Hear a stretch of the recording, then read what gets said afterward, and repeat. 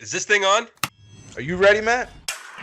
You're listening to Box Office Bingers with Matt Diaz and Ernesto Santos. Good evening, folks. We have a wonderful evening's entertainment lined up for you. We know each other. He's a friend from work. Box Office Bingers. And the only way that I know how to do it is to find you a bloody good dump. He's my friend. I don't have friends. I got family. I can do this all day. You know, if you put your mind to it, you can accomplish anything. And welcome back. I don't know what. I have no idea what I was doing there, Matthew. But welcome back, guys. Episode 187. Matt, what are we reviewing this week? I was gonna try to do something witty and funny, but Nothing. just wasn't happening this week. I'm sorry. It's okay. I was thinking more of I don't know if this is even the right term, but like fee fi fo fum. Is that more like a giant? That's not a troll, is it? Yeah. Anyway, moving on. Correct. You are correct. That is not a troll. But regardless, this week we are doing our foreign film of the month, which is the Norwegian film Troll, written and directed by Roar Uthrog. Did we get that right? Maybe? Uthog. Okay. He is the director behind Tomb Raider, the 2018 version, and is also co-written by Espen Auken. That checks out. That's how I read that. Espen Auken. Yeah, these names are a little bit hard to pronounce. Which I did not know before I started watching this. I kind of found out afterward that it stands as Netflix's most watched non-English movie to date, which I find that very interesting given the fact that I had not known. Typically that's like a draw, like something they want to advertise, but none of that. Hadn't heard that before. Yeah, hadn't heard that at all, which I find it quite interesting that they're kind of like, oh yeah, this is the most, Netflix's most watched non-English movie ever, but it's fine. You watch it, don't watch it, we don't care. I feel like that's something that's something they would advertise. It's like, come watch this movie. But anyway, it's been on a movie for our radar, I guess for good reason, because a lot of people are watching it. Maybe you have already watched it as you're listening to this episode. Well, we hope so. We would, and if you didn't, if you're listening to this episode, you should know by now that if you're going to the review, we talk as if you've already seen the movie. Correct. So. But yeah, I look forward to having this conversation with you. It's been a minute since we've done a foreign film of the month. If you've been actively listening, you know that we've been kind of covering all the big movies that came out of the summer blockbuster season. Now we're kind of winding down to that. We had, we're kind of trickling. We're prepping for the Oscars-ish. I mean, I wouldn't say we're prepping for the Oscars, but the movies that the Oscars would, the films that would be nominated for Oscars are typically coming out around now. It's Oscar bait season. It's Oscar bait season, yeah. Definitely when we get to late October, early November, definitely in December, probably January, leading all the way to March, which is most likely when the award ceremony is happening. And then you also get your small comedies, your dramas. So this is the time where we typically go to the streaming, see what's on there. And yeah, this week is just our foreign film of the month. And I look forward to having this conversation with you. As do I, sir. Particularly because I feel like every time I relate to big monster movies, it's always Godzilla and King Kong. Not really anything else. Pacific Rim was kind of the outlier there, kind of your kaijus and stuff like that, but never from Norway, and definitely not a movie about a troll. So I feel like there's some interesting aspects we can kind of dive into and see if it did the big monster movie justice. I guess we'll find out a little bit later into the show, but we have a lot of entertainment news to cover this week. It's been I think 2 weeks since we last spoke. So a lot of news to cover. One of the bigger ones, and it's something that we've been talking about ever since it started, was the WGA, the Writers Guild of America, and the AMPTP, the Alliance of Motion Picture and Television Producers, that represents the movie studios and streamers, have reached a tentative agreement on a new 3-year contract that promises to end the 146-day writer strike that has taken a heavy toll across Hollywood and the entertainment industry. That is fantastic news just on that headline alone. Good to hear. Very much good to hear. Negotiators for the WGA and the AMPTP reached the finish line on Sunday, September 24th, after 5 consecutive days of negotiations. The WGA took to social media to say the WGA and the AMPTP have reached a tentative agreement. This was made possible by the enduring solidarity of WGA members and extraordinary support for our union siblings who have stood with us for over 146 days. More details coming after contract language is finalized, unquote. Since the language is still being finalized, we do not know the details around the agreement, but in an email sent by WGA's negotiating committee to members, it said, quote, "We can say with great pride that this deal is exceptional, with meaningful gains and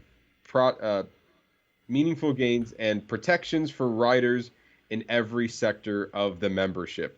The email continued to say, "To be clear, no one is to return to work until specifically authorized by the Guild.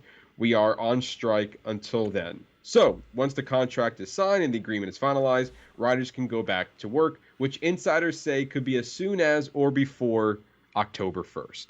So, this is fantastic news, obviously. So this is it's exactly what we wanted to hear. So I'm wondering, but now, my main question is, I wonder what the concessions are going to be. Mm-hmm. Like what, because nobody's, real negotiations, like nobody's happy. Like they're meeting, so everybody's meeting somewhere in the middle.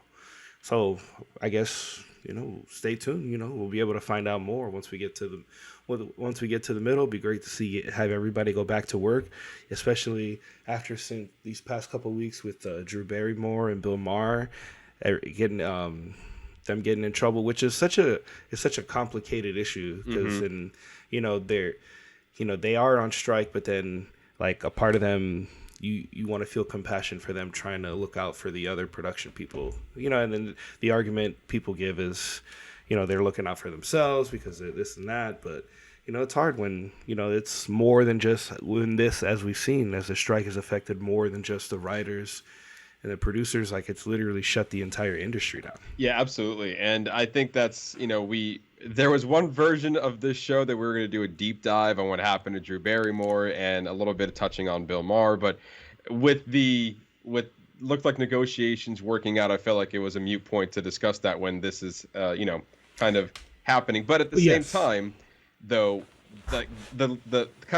since we last spoke in the 2 weeks, in the 2 weeks since our last record, a lot of stuff had happened with Drew Barrymore. And it was a little bit unfortunate because, like you were saying, it felt like she was trying to do the right thing.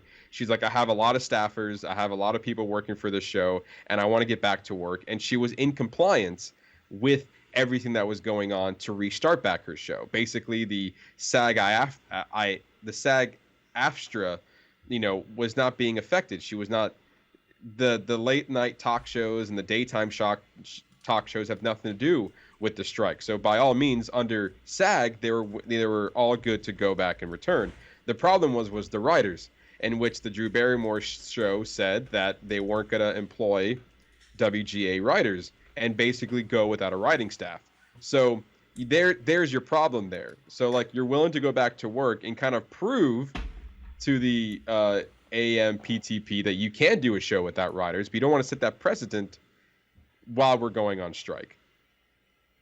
So it was a very complicated situation, and she went from going to return and go back to starting her show, and then she got boycotted and basically, kind of ostracized all over social media and online by her peers and fellow actors and fellow writers. And so much so that people, like the first day of production, people infiltrated her first day of production and had to kick them out of the show. And then it just turned into this whole thing. And then eventually she said, we're not returning until the strikes are over. So yeah, and that was a very difficult situation. And I'm sure Bill Maher was in the same boat there, is wanting to kind of return. And then ultimately he was like, maybe not. I saw what happened with Drew Barrymore. I don't want to go down the same road. And the thing that was crazy about it, that Barrymore was not the only person to say that they were going to be returning back. I think she just got the flank. I think she was the first one, and then all the attention got to her instead of the other daytime talk shows that were also returning without writers. So and then she issued some apology and then deleted it on Instagram. It was just like, what a mess. Yeah, it really was. It really was. But that just goes to show like how impactful this strike has been for these past 146 days. It's 46 days longer than what the previous strike was, which was only lasted 100 days. So in this case, this lasted for about a month and a half longer. And technically right now, as of this recording on September 26th, it's still going. It's still ongoing. It has not it has not finished yet. We've just gotten a lot closer to it being over. And therefore, I think the WGA negotiating committee members can confidently say that they are very, very close to ironing out a deal. Like you said, Ernesto, I am very curious to see what that deal actually was. And is it to what they say, go back to here, that it's an exceptional deal with meaningful gains and protections for riders. I guess that will be determined if that's actually the case. So with that, what does that mean for the SAG-AFTRA and the ongoing rider strike? Well, they're still on strike with the AMPTP, but the SAG-AFTRA negotiating committee took to social media to show their support and solidarity, saying, to our fellow union siblings who served on the WGA negotiating committee, we extend our heartfelt congratulations on securing a tentative agreement with the AMPTP. We applaud your decision, diligence, and unwavering solidarity over the last 5 months, and are proud to stand shoulder to shoulder with you as creative partners in the entertainment industry. We look forward to reviewing the terms of the WGA and the AMTPT's tentative agreement. We remain ready to resume our own negotiations with the AMPTP as soon as they are prepared to engage on our proposals in a meaningful way. Until then, we continue to stand strong and unified. So obviously they're showing their support, but they're also anxiously waiting for like, all right, that's great. You handle the writers. Now we're waiting for you guys to handle the actors. So all that being said, we're still, I think we're a lot closer than we were. I think these are all good signs, ready to go back to work. I know that as soon as I think barely before the ink dries on that signature and that contract is signed, I've already reading that like talk shows are like prepping their staff to go back and ready to work. So that's good news for Nick DeLorenzo, who works for Jimmy Kimmel. So hopefully he can get back to work very soon. I know he's been affected by the strike, and I'm sure he's anxious to go back to work as well. But yeah, all of this is just very interesting, and hopefully it doesn't. They said this is going to be a 3-year contract, so hopefully in 3 years we don't run into the same problem again. We can only hope so. So, back in 2019, Martin Scorsese made headlines when he said Marvel movies are not cinema and are, we've heard this before, and compared the MCU to theme parks. Well, now 4 years later, while promoting his new movie Killers of the Flower Moon, Scorsese was asked in an interview with GQ about the current state of the filmmaking industry, and this is what he had to say. I think there will always be theatrical because people want to experience this thing together, but at the same time, the theaters have to step up and make them places where people will want to go and enjoy themselves or want to go and see something that moves them. If Hollywood makes nothing but comic book and franchise movies and certain segments of the audience don't want to see those films, then nothing is going to get them to a cinema. The danger, the danger there is what it's doing to our culture, because there are going to be generations now that think that movies are only those. That's what movies are. Audiences already think that, which means that we have to then fight back stronger, and it's got to come from grassroots level. It's got to come from filmmakers themselves. Hit moviegoers from all sides and don't give up. Let's see what you got. Go out there and do it. Go reinvent. Don't complain about it because we've got to save cinema. I do think that the manufactured content isn't really cinema. It isn't the cinema of human beings trying to convey emotional and psychological experiences to another human being. It's almost like AI making a film.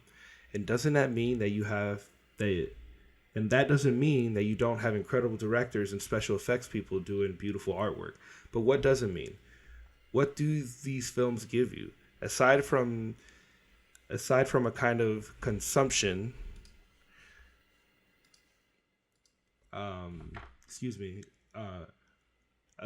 aside from a kind of consummation of something and then eliminating it from your mind, your whole body, you know? So what is it giving you? I think he's made some interesting comments. I think to a certain extent, I understand what he's trying to say. Like, you know, we're referring to those movies as more as indies, as opposed to like that being the definitive thing, and like franchise movies like these being construed as like those should be the ones that are like indies, and like those should be few far in between, and we should be getting more of these human stories. That's kind of how I interpret that we've gotten to a place that we're losing that. And to a certain extent I agree, but I think that what needs to happen, and this is what my hope is, that there's some kind of merge between the two. Like, we should be getting these deep stories through superhero content or franchise content or stuff that requires special effects, because we have the technology to do it. Like, if they had the technology to tell those kind of stories back then, I guarantee you there probably would have been more of them. But I understand where he means. Like, you know, he's tired of seeing like so many of these popcorn films, you know, instead of being, you know, something that's more of an experience. But I love both, I guess, but I enjoy both type of films. But I guess maybe he's upset because he doesn't make those kind of films. But you look at a director like Christopher Nolan, and he kind of mentions him in the article as well, that we should be upholding more of them. But I mean, he could do it. That he could take that challenge on as a director, take some kind of content like that and give it the Scorsese feel. Like, what a better way to leave your legacy. Also, if you read the article, a lot of it is like, I mean, he's in his 80s now. A lot of it is commenting on like his legacy, kind of like where he's been and where he's going and where he is now, and kind of that he almost like he feels like like Martin Scorsese feels like an outsider to the Hollywood bubble. It's basically, I don't know if, you know, that's kind of what I gathered from when I was reading it earlier. It's really interesting. It's very interesting. Matt, what are your thoughts on it? Yeah, I feel like I can again, to what you're saying, I understand him to a point, but I think it's really funny. I think it's quite hilarious actually. He mentions that we should follow Christopher Nolan as the guy who can make movies about make you feel and to get the human, you know, the human element. But you know, Scorsese's 80 years old. I think he might have forgotten that part of Christopher Nolan's created the Batman trilogy, exactly. The Dark Knight trilogy. You know, that comic book movie that you were just shitting on? Christopher Nolan did that. I mean, rally behind, let's fight back, just like Christopher Nolan. Like, Christopher Nolan gained his popularity off of comic book movies. So before that, he made Memento, which got him on the map, followed by like he did Batman Begins, then he flipped over to The Prestige, then he did Dark Knight, then flipped over to Inception, then he did Dark Knight Rises. So I think to a certain audience, a lot of people recognize him as, you know, the guy who did The Dark Knight. That was the definitive movie. Now you can associate him as, like, I think for me anyway, he cemented himself as a director that we should look out for, and to give credit to the comic book industry, give him the audience that needed to put eyes on him. And then after he was done with that trilogy, he has yet to go back to that world. He was like, nah, fam, I'm going to do Interstellar, I'm going to do Tenet, I'm going to do Dunkirk, and I'm going to kill it with Oppenheimer. I thought I read somewhere that he would want that he would do another Batman movie. Oh, I didn't read that, but I mean, all power to him. But to your point, and maybe to what you were saying, is like there can be a blend of both. You can have human stories and also be superhero and comic book franchises. Where I agree with Scorsese in these comments, saying that it does feel like that comic book and franchise movies are kind of taking over as far as what should people see in the theaters. There's been a stigma now, and I think streaming has something to do with it, of like what movies we should see in the theaters and what movies we should just watch at home. And that I feel like is getting, away from the smaller budget films. And I think with the exception of Oppenheimer, and I would even go as far as say Barbie, even though Barbie is attached to an IP, it was still original story. Yeah. And Oppenheimer was based off of a book, but in a sense it was still original story. Something that's not 100% tied to an existing franchise, I should say, like a movie franchise. These are based off of other things that became popular in its own right. So, yeah, not every movie can gain to that popularity, but I am really curious to see how his movie does, The Killers of the Flower Moon, because that is gaining a lot of popularity right now. It looks great. It killed it in the film festival that I was in. I forgot which one, either Venice or Cannes or one of them. That it was glowing reviews, so much so that Apple decided to pull it from its streaming service. I should say Apple decided to pull the debut of its streaming service and give it a wide theatrical release. That's how much faith that they have in that movie. So not that The Irishman, his last picture, did any of that. So I have a lot of faith in Scorsese. This comments is no way refrain me from watching his newest movie, because it offers something different to a different audience. And I just find it interesting that he's saying you got to hit moviegoers from all sides. Don't give up. Let's see what we got. Directors are doing that already. Yeah. They're doing that. They're changing the game. They're already. I mean, they're changing the game. The reason why superhero movies exploded is because what Jon Favreau brought to Iron Man.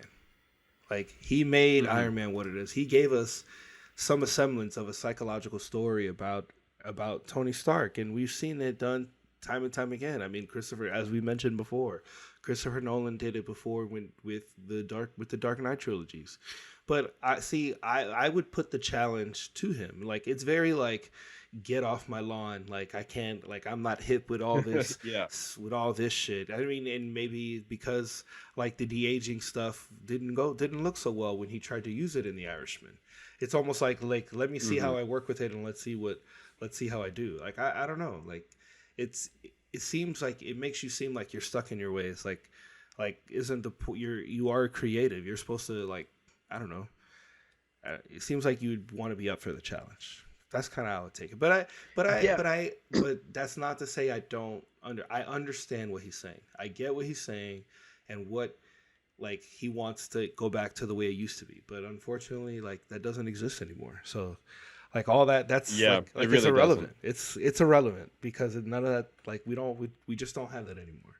So what we would love to see is for you to pull a Christopher Nolan. And for you to do, you pick, there's so many people you could pick. There's not one character that you've ever been mildly interested in. I feel if you're saying that there's no psychological depth in superhero content or even just IP content, then I don't think you're looking hard enough. Sorry, it's not it's not laid out in your face. And, maybe just fantasy and stuff like that is just not his bag. And maybe he's why is this such a big thing? That's the vibe I get from it. Yeah, and again, I get it, especially coming from Disney's standpoint. I'm also tired of kind of Disney's deal is just live action remakes. That's what they're putting their money into, and then existing franchises like Star Wars and Marvel. I'm gonna watch it. That's what Disney's brand is. But if you want something original, look at A24. They're killing it right now with giving us a nice variety of movies that feel like something we've never seen before. But I think also part of the problem is that those movies, except for Everything Everywhere All at Once, and a couple, an article here or there on a certain horror movie that they released, they're not getting the headlines like these massive IP franchises are. Like, granted, yeah, we don't need another Jurassic World. I get it. We don't need another Marvel movie. I understand that. But I think there's still an audience. They're still putting out movies for all different types of audiences. It's just the difficulty of which one's going to land. I think Oppenheimer is a great outlier to that. That one blew up, and it's almost made $1 billion off of that just like original story. And marketing has a lot to do with that. And also, Christopher Nolan earned the respect to warrant you to go watch his movies in the theater. Whereas, we watched a movie, just last week, we reviewed They Cloned Tyrone. That was a great movie that we saw on Netflix. It never hit theaters, but it's not to say that that director didn't do anything different with with the genre. I think he did a lot of interesting things with it, but it just didn't gain the popularity that I felt like it deserved. But that's a lot of movies out there. There's just so many. That's a lot of them. There's too many out there to keep up with. And I get it. Mm-hmm. I get it. So I'm not saying I would agree with him roughly about 50%. But also to your point, I don't think he's looking hard enough and to see that there are other filmmakers out there. And eventually, I would say even just like Christopher Nolan, once you're given the opportunity to kind of make something your own, people will come and see it. People came to go see Oppenheimer. People went to go see Everything Everywhere All at Once. People came to see Barbie and Greta Gerwig. They didn't go to see Lady Bird. They didn't go to see Little Women. They came to see Barbie. She was able to cement herself with those films, and then from there grow into Barbie to be one of the biggest releases of the year and for Warner Brothers history. And I think it just takes time to get to those movies that people are demanding to go watch in the theater. But I feel like from the ground level, that you have to prove yourself first before you gain the audience to do that. Jordan Peele's another great example of that. He was a comedian and all, known for comedy, and then he just comes out of nowhere and comes out with Get Out, wins an Oscar for it, and now people respect him for the horror that he's done, not for the comedy that he's done. And now he demanded for people to go watch his movies in the theaters because he proved it. So yeah, there's a lot to unpack there, but I think to your point, Ernesto, he's not looking hard enough. There are directors and filmmakers out there, to his words, fighting the good fight for original content. And I'm all for, vying for original content because every now and then it's so refreshing to see original content. But again, for a different audience, I'm also the same person who's going to go in there and support it. That's just me. And maybe he doesn't realize is that I would love to see something from him tied to some kind of property that he has even a mild interest in doing, and seeing what a Scorsese IP film would look like. Mm-hmm. Yeah, I mean, I'm surprised at his comments. I mean, obviously in the last 4 years, his comments have not changed about the subject matter, and I feel like as an 80-year-old man, it doesn't have to be time, And that's what it comes down to, Mm-hmm. I'm gonna support his movie when it comes out in theaters because it's a 3-hour movie, but people are raving about it. So he's a fantastic director. So it's guaranteed to be good. I mean, it's not. I mean, exactly. Well, besides the Irishman, I would say that. We know the Irishman is your favorite. It's not. It's not at all. But The Departed is one of my favorite movies. So it's incredible. Mark and Zazie, just keep doing you, man. Just keep doing you. Anyway, moving on to the Golden Globe Awards. I laughed at this. Okay. The Golden Globe Awards will introduce 2 new categories January 7th broadcast. The January 7th broadcast. The categories with global reach and either box office or streaming views, as well as acknowledge the best performance in a stand-up comedy special. So interesting. Those are the two. Those are very interesting. But here's the first one. The first new prize is the Golden Globe for Cinematic and Box Office Achievement. Eligible nominees will be among the year's highest-earning or most seen feature films that also deliver creative excellence. Titles must have grossed at least $150 million during its release, $100 million of which must have come from domestic box office. Streaming films with commensurate viewership will be considered based on data from recognized industry sources, the Globe said.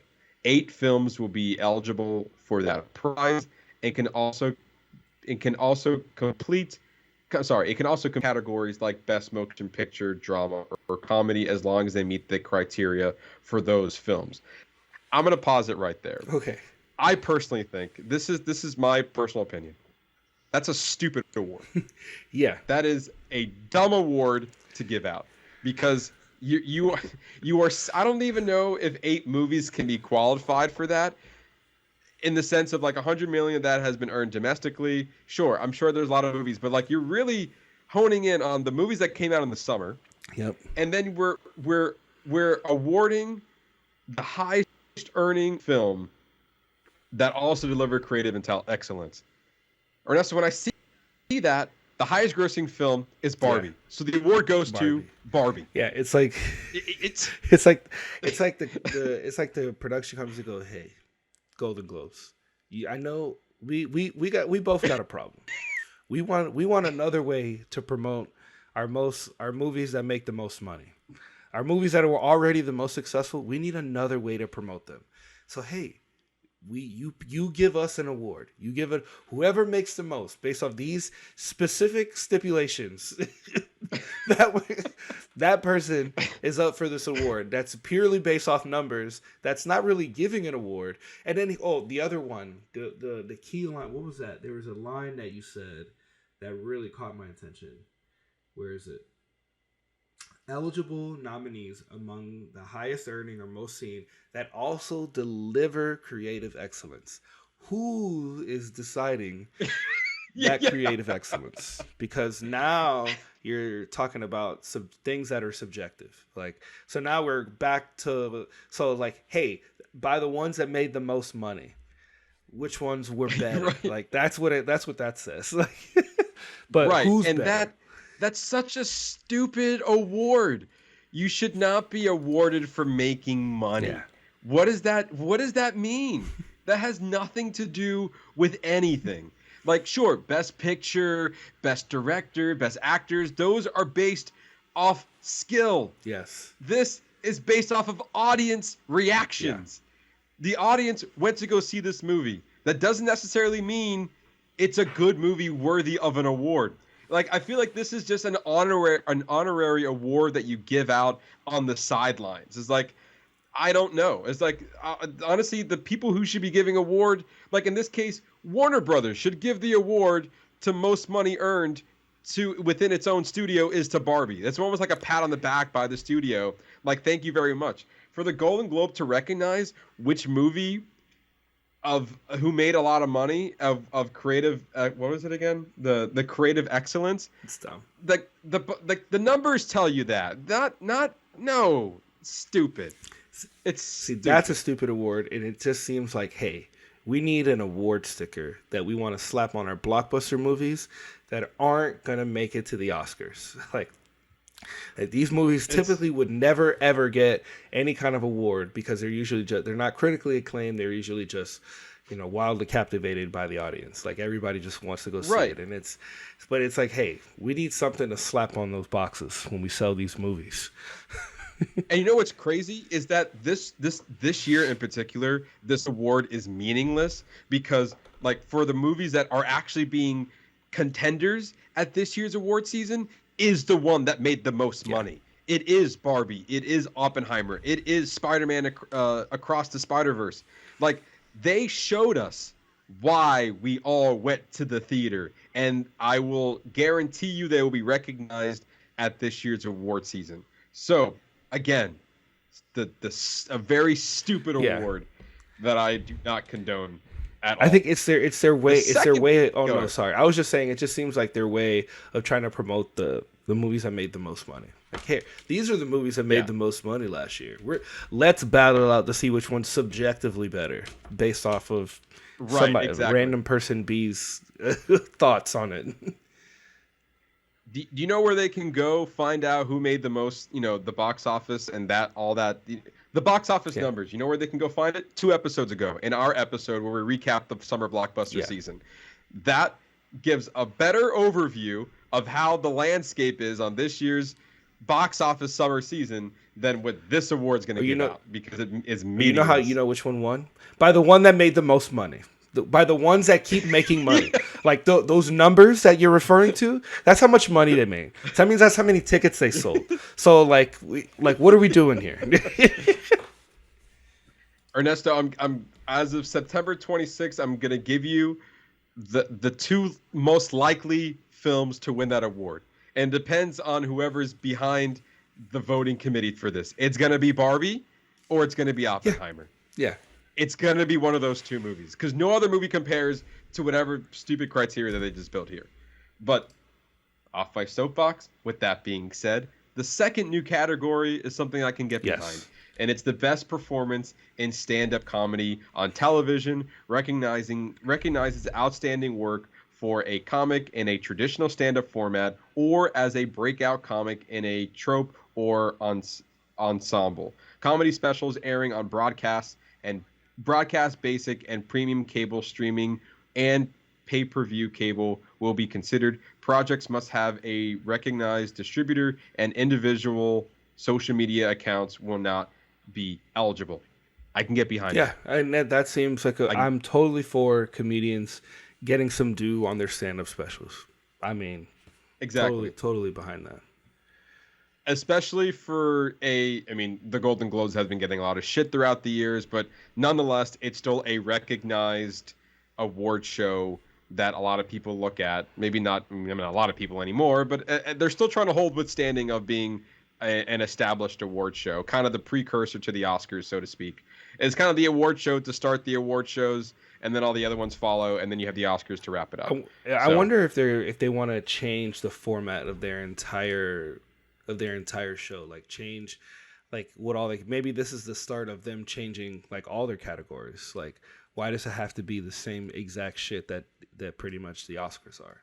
Like, it's almost like the same. It's almost like the same thing. Like it's almost to a point. Like, they're so similar that it's almost like the Golden Globes are a mute point. But see, now like this category is like the only thing that would draw me to want to watch the Globes. Literally, the only thing that I want to know next year is who wins this comedian category. And then the only other thing I'll say is that's weird about the streaming thing, because I think you mentioned about their numbers and all that. But if they're not, Netflix doesn't release their numbers, so how are they gonna know views and like as far as like are their streaming services going to start releasing that information?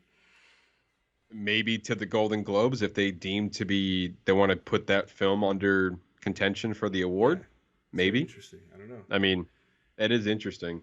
Golden Globes president Helen Horan said the Golden Globes have a rich history of supporting and celebrating the work of comedians, and we're thrilled to honor their brilliance alongside outstanding motion picture and television performances of the year. Additionally, we are proud to recognize the hard work and innovation that goes into making a film that is both a blockbuster and artistically exceptional. Again, I can agree with half of what she said. It's like, yeah, it's fine. It's still not enough to make me go back and like really want to care about the Globes. Like, I still just don't, because it to me it's just too similar and too close to the Oscars. It's like a pre-Oscar show. Like, that's what the Golden Globes is.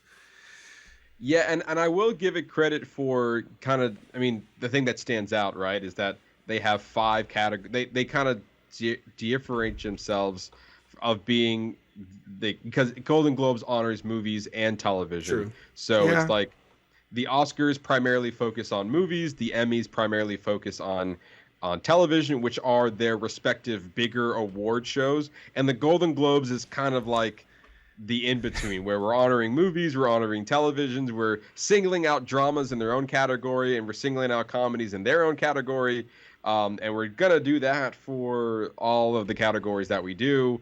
So yeah, I mean, award show, its existence can be seen as irrelevant because the ones that people look at is the Emmys and the Oscars, not really the Golden Globes. But sure, we can have another award show to give out awards. Because there's just so much content. It's like, do we even have time to do just to put them together for this other one when there's so many things within TV and so many things within the films that we keep them separate. I don't know.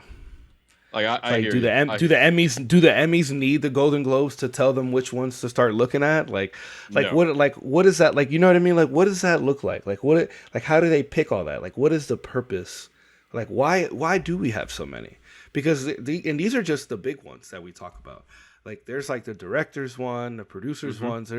There's so many different awards that are given out and received for so many different little things. Sometimes it's just hard to keep up. Yeah, and you know what? I actually can respect the Directors Guild Awards, the Producers Guild Awards, the SAG Awards, which is for actors, the Writers Guild Awards, which is for writers. Those are specifically awarding those in those fields. So otherwise, maybe not have given the bigger due in the Emmys or the Oscars, but in their individual guild, they're being recognized, and I can stand by that. That's understandable. That I understand. Yeah, but see, the Golden Globes is not that. No, it's not. It's not. It's like with the Emmys. Like I said, the Emmys is the high quality of television, and Oscars is the high quality of movies. You really do have the Golden Globes that's just sitting there, just being like, "Well, we can do it come watch us too. Yeah, we like stuff too. We have opinions. We have statues." we have gold men. Look at it. It's a globe. You get it? It's a globe. It's not a little man. It's a globe. There's also the Critics' Choice Awards, which another one that kind of toys along. I think the Critics' Choice is trying to overshadow the Golden Globes and is doing a good job at it, in my opinion. But yeah, I don't know. I think these are very interesting categories to start. I remember a couple years back when the Oscars were like, we're going to have a fan-voted best movie of the year. And I was like, no, we don't want that. We don't want that at all. So I think every year they try to do something new, and who knows if this is even going to stick, to be honest with you. Well, I've got some information on the Golden Globes if you would like to hear it. Sure, let's hear it. All right, so we're using Bard, Google's AI version. So I asked it, what's the purpose and history behind the Golden Globes? The Golden Globes are an annual award ceremony presented by the Hollywood Foreign Press Association, which came under fire, which we heard about, an organization composed of journalists and photographers who report on the American entertainment industry to non-U.S. publications. The awards recognize excellence in both American international film and TV. The purpose of the Globes is to honor and promote excellence in film and TV. The awards are also intended to help raise awareness to the general public. But with the internet and social media, we almost don't need that anymore. The Golden Globes were originally awarded only for a few categories, including Best Picture, Best Actor, and Best Actress. Over the years, the categories have expanded to include Best Director, Screenplay, Supporting Actor, Supporting Actress, Best Original Score, among others, plus the two new ones that we just announced. The Globes are considered to be the most prestigious awards ceremonies in the entertainment industry. I don't necessarily agree with that anymore. They are often seen as a precursor to the Academy Awards, which are presented a few weeks later. The Globes have also been criticized for their lack of diversity and transparency. The HFPA have been accused of being a small, secretive group that is out of touch with modern entertainment industry. In 2022, the HFPA announced that it would be making changes to its membership and voting process to an effort to avoid its criticisms. Despite their critics, the Golden Globes remain a popular and influential awards ceremony. They are a celebration of the best that film and TV have to offer, and they continue to be watched by millions of people around the world. I agree with 75% of the response that just generated for us. I don't think they're as big as they used to be. I think with the creation of social media, they've proved that we don't need that extra awareness anymore because of the internet. Right. I mean, yes, you're absolutely right. But I do feel like a lot of people, I feel like nowadays use the Golden Globes to be like, what should I be looking out for in preparation for the Oscars? Sure, but Yeah. but there are a lot of other To a articles certain extent. right. A lot of other articles are doing that already. So Exactly. yeah. So anyway. All right.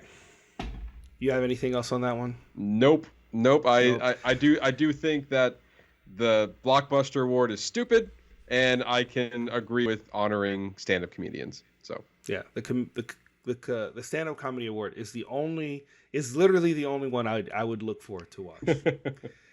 Anyways, in shocking news, HBO cancels the highly acclaimed primetime Emmy-nominated series Winning Time: The Rise of the Lakers Dynasty, just hours after the season 2 finale. That's got to be rough. Yeah. Though the series initially gained stellar reviews early on, viewership quickly dwindled. Jeff Pearlman, the author of the book Showtime, in which the show is based off of, pleaded to fans on social media to watch season 2, saying, "I'm telling you, the future of Winning Time hangs in the balance. We need viewers. The strikes are crippling. Please help spread the word. Season 2 is amazing, but HBO is big on numbers. And to be blunt, I'm worried there won't be a season 3. It's not about me. I'm fine. I'm fine. It's about a cast of amazing young actors who live this. So seriously, tell your friends to support Winning Time and show HBO you want it to continue."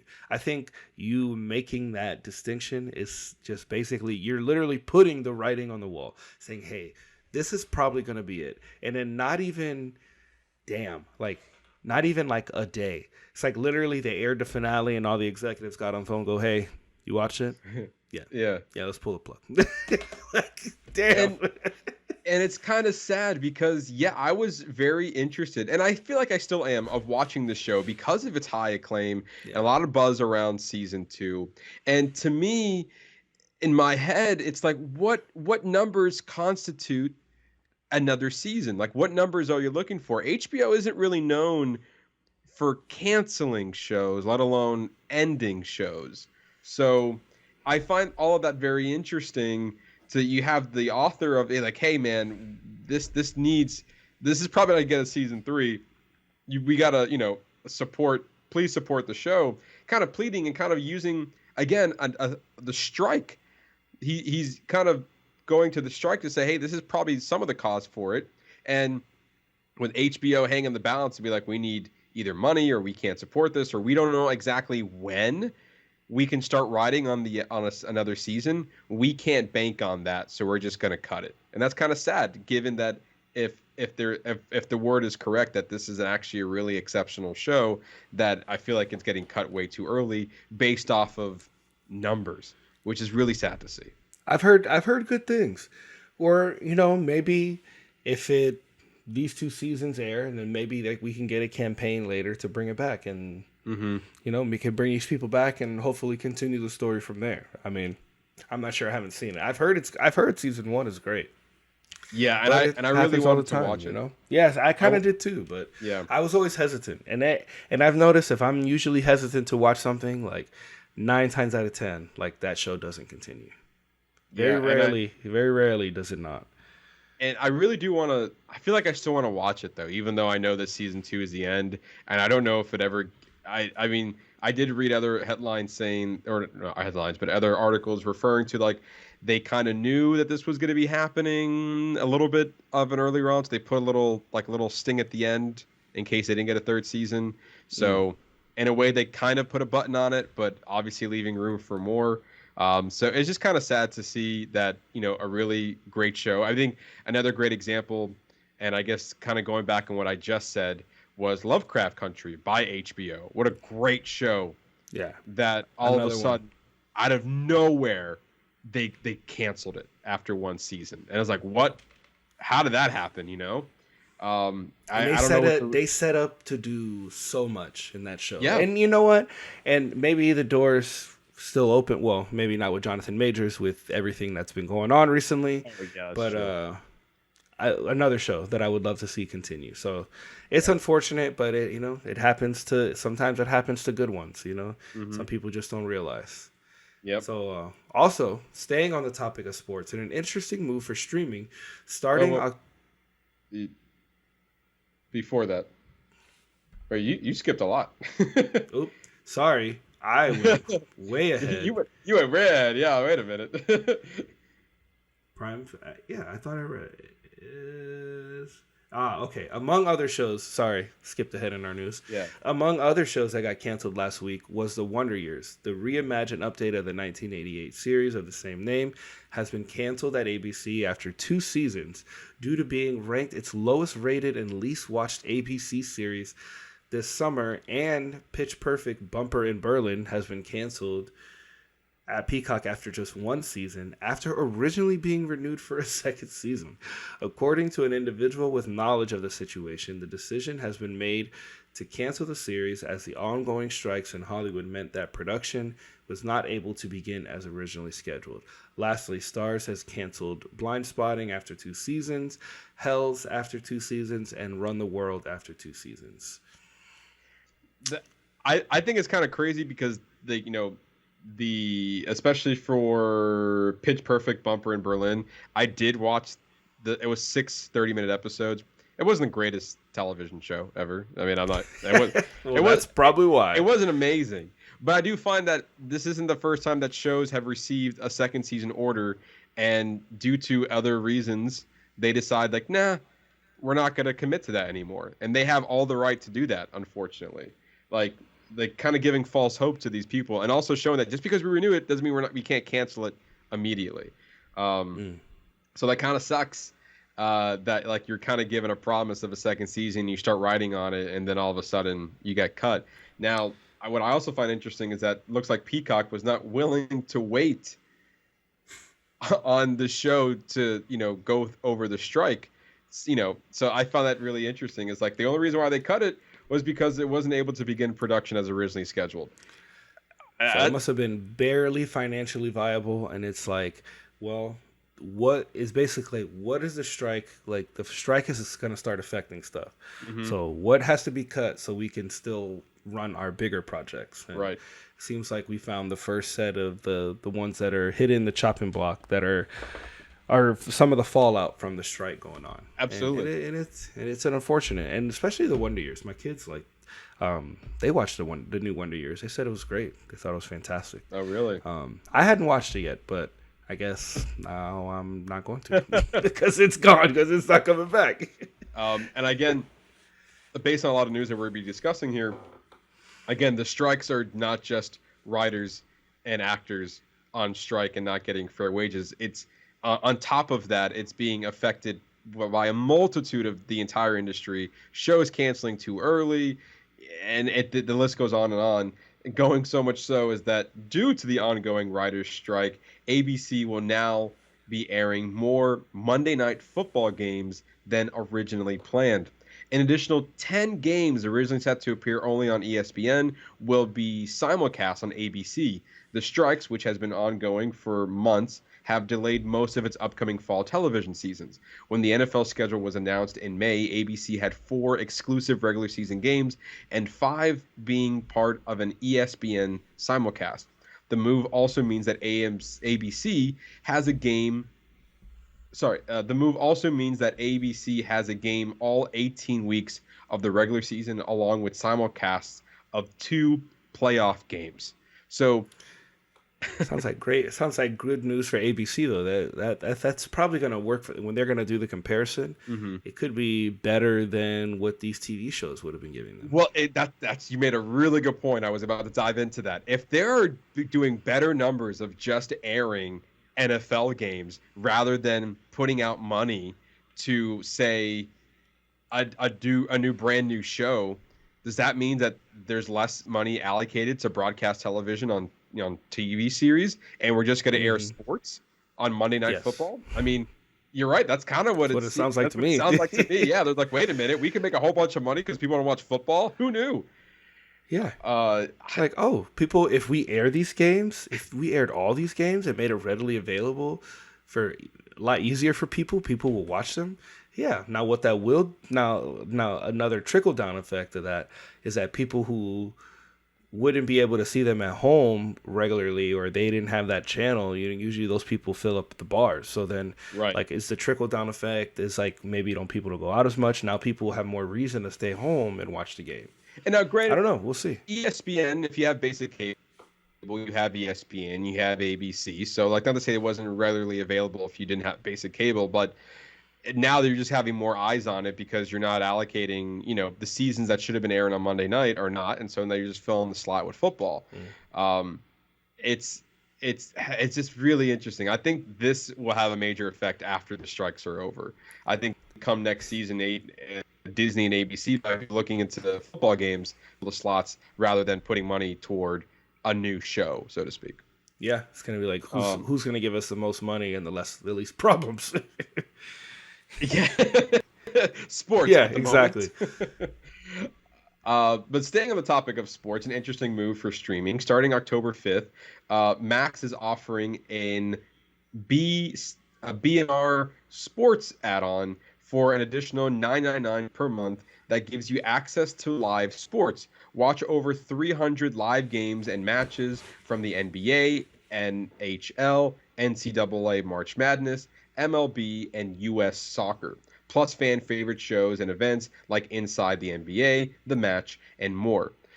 This is a trend that we are seeing nowadays because I've also stated before that the only two reasons for you to have, actually one of the bigger reasons two reasons for you to have cable network nowadays is for live broadcasting of sports and news. Those are two things you most likely cannot find on a streaming service. Now, more and more streaming services are adding bundles for you to obtain live sports and live programming. Like right now, if you have Paramount Plus, which is associated with CBS, you can watch your local 1 p.m. and 4:20 p.m. sports games. Football games. If you have Amazon Prime, made an exclusive deal to have Thursday Night Football. If you have, obviously, ESPN Plus, you can watch Monday night. And if you have Peacock, you can watch Sunday Night Football. So football is 100% integrated at this point. But now you have other sports that are now trying to get into it. I think if you have Apple TV Plus, you can either get an add-on or even some games will be provided for you for certain soccer and baseball games. NBA has not been as much lately, but now it looks like they made a deal with Max or an association with Max to have then now more live sporting events on these streaming services. Eventually, kind of ruling out that you not necessarily need basic cable to obtain live programming such as sports, but it's probably going to come at you at a cost. So, again, the sports are inducting into the streaming world. So interesting things to see here. So if you want all of that, an extra $10, you can get access to 300 live games. Well, I mean, we're just slowly seeing how streaming is just taking over all aspects, and just like, hey, we'll take your TV shows, we'll take your movies. Oh, we'll take your sports games. Just another reason, just adding more value to the streaming services, and thus giving them more reason down the line to kind of slowly keep increasing the price. Or having these as additional add-ons, which is good as an option, not forcing everybody to have it. Yeah, I prefer add-ons, right? Yeah, exactly. So, lastly, about a month ago, we talked about Donald Glover, who created Atlanta, and his brother Stephen Glover has signed on to write Lucasfilm's Lando Calrissian's limited series for Disney+. Well, now apparently, Star Wars Lando is being developed as a movie. In a recent interview, the Glover brothers revealed the news by saying, "It's not even a show. The idea right now is to do a movie. Right now, because of the strike, it's kind of like telephone information. IGN has also confirmed with the source close to the production that it is indeed being developed as a feature film. IGN sources add, however, that has been the case for some time, as Disney is not currently negotiating with the Glovers per the terms of the ongoing WGA and SAG-AFTRA strikes." I could see it, because then, what if it was a series and they realized, like, hey, we don't have enough content to drag over 6 episodes. It would be better for us if we just did this as like an adventure film, like a Lando Calrissian adventure film. Like that's just what it needs to be. Doesn't need to be anything more than that. Like I don't know. that's just what they just need to do that. So the brief pause. You did cut out for a second. So I missed the last part of what you said. Oh, I was just saying that it makes sense that's what it should have been from the very beginning. That it should just be that it should just be a movie. It shouldn't be a series because of like how much there might not be enough there to warrant a TV show. Right. Which is kind of my assumption. Right. Yeah. It also sounds like the same thing happened. If you remember a couple of months ago, we had talked about Armor Wars starring Don Cheadle was supposed to be a Disney Plus original series as well. And now that's being produced as a feature film instead. Yeah. And so I see that obviously this is not uncommon, but I like to hear that the creatives behind these projects are realizing what this needs to be before we get a situation, say like Secret Invasion, where like that it just didn't hit as a series and it didn't resonate with people and it ended up turning out like a not so great product because you're trying to fit within the confines of a television show when in actuality you just need a 2-hour movie with a bigger budget, and that was the better form of telling that story. Yeah. And I actually don't, speaking of Secret Invasion, I don't remember if I talked about it last week, but this week I finished Secret Invasion. I don't remember. It's been a while since we talked, so I can't, there's a lot of stuff that I've watched and haven't watched.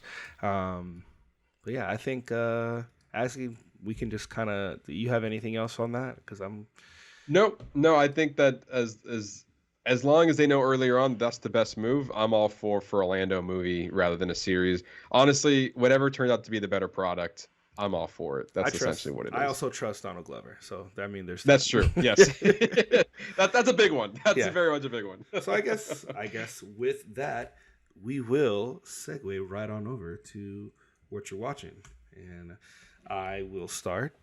As I kind of already started mentioning, I finished Secret Invasion, and I liked it. There were some things that I liked and some things that I kind of thought were weird. I didn't really care for. I thought the Nick Fury love story was kind of strange. You know what I mean? Yeah, I thought that was the better aspect of the show. So I'm quite surprised you said that was not the one that kind of hit you. Well, because it just seemed like out of left field. Like it felt a little forced. You know? Like but then it also seemed like just the way they set it up in the end, like they're going to be using her. What I think is going to happen is like maybe this is a loose setup for the Kree Skrull War, and then she's going to go up and be like a diplomat, and then they're going to kill her, and that's what's going to start the war. But Secret Invasion, that's my loose. There's no basis in that theory at all. Yeah, it just on my assumption. Otherwise, what is the reason why you're propping her up? So we spent a lot of Secret Invasion learning about her, understanding why she's important to Nick Fury. Like not even spending time with. We didn't even really get. Like a lot of the time that we used on her could have been used for Nick Fury. Like the whole scene, we'll get into mild spoilers. So the whole scene where like she's like protecting Emilia Clarke's character, like that whole shootout, like it felt like it should have been her and Nick Fury like going on the adventure together. You know what I mean? It felt like, but then we got like this weird side adventure with her. Like they spent a lot of time propping her up. We spent a lot of time unnecessarily following other people other than Nick Fury in that show. Like it just was kind of all over the place. But there were certain things that I like. I didn't mind the Super Skrull, like the kind of the way they did the Super Skrull. That was fine. It was fine. Like you gave us like so Emilia Clarke. She is the Super Skrull, and like the Super Skrull can like get any power pretty much, like not even like your whole body, it's just like your limb, you can just like all right, you're gonna be Groot here and the Hulk here, like I thought that was I did think that was a little strange. Would have been made more sense if like you could just morph your whole body at a time, or unless it's both things, like you can kind of just go back and forth between them. Yeah, and that's also kind of a way for Marvel to secure Emilia Clarke for future projects, that you are the definitive Super Skrull. So she's the superhero. She's like the good Super Skrull. She's like the superhero. Right. She's on our side. she's a Super Skrull.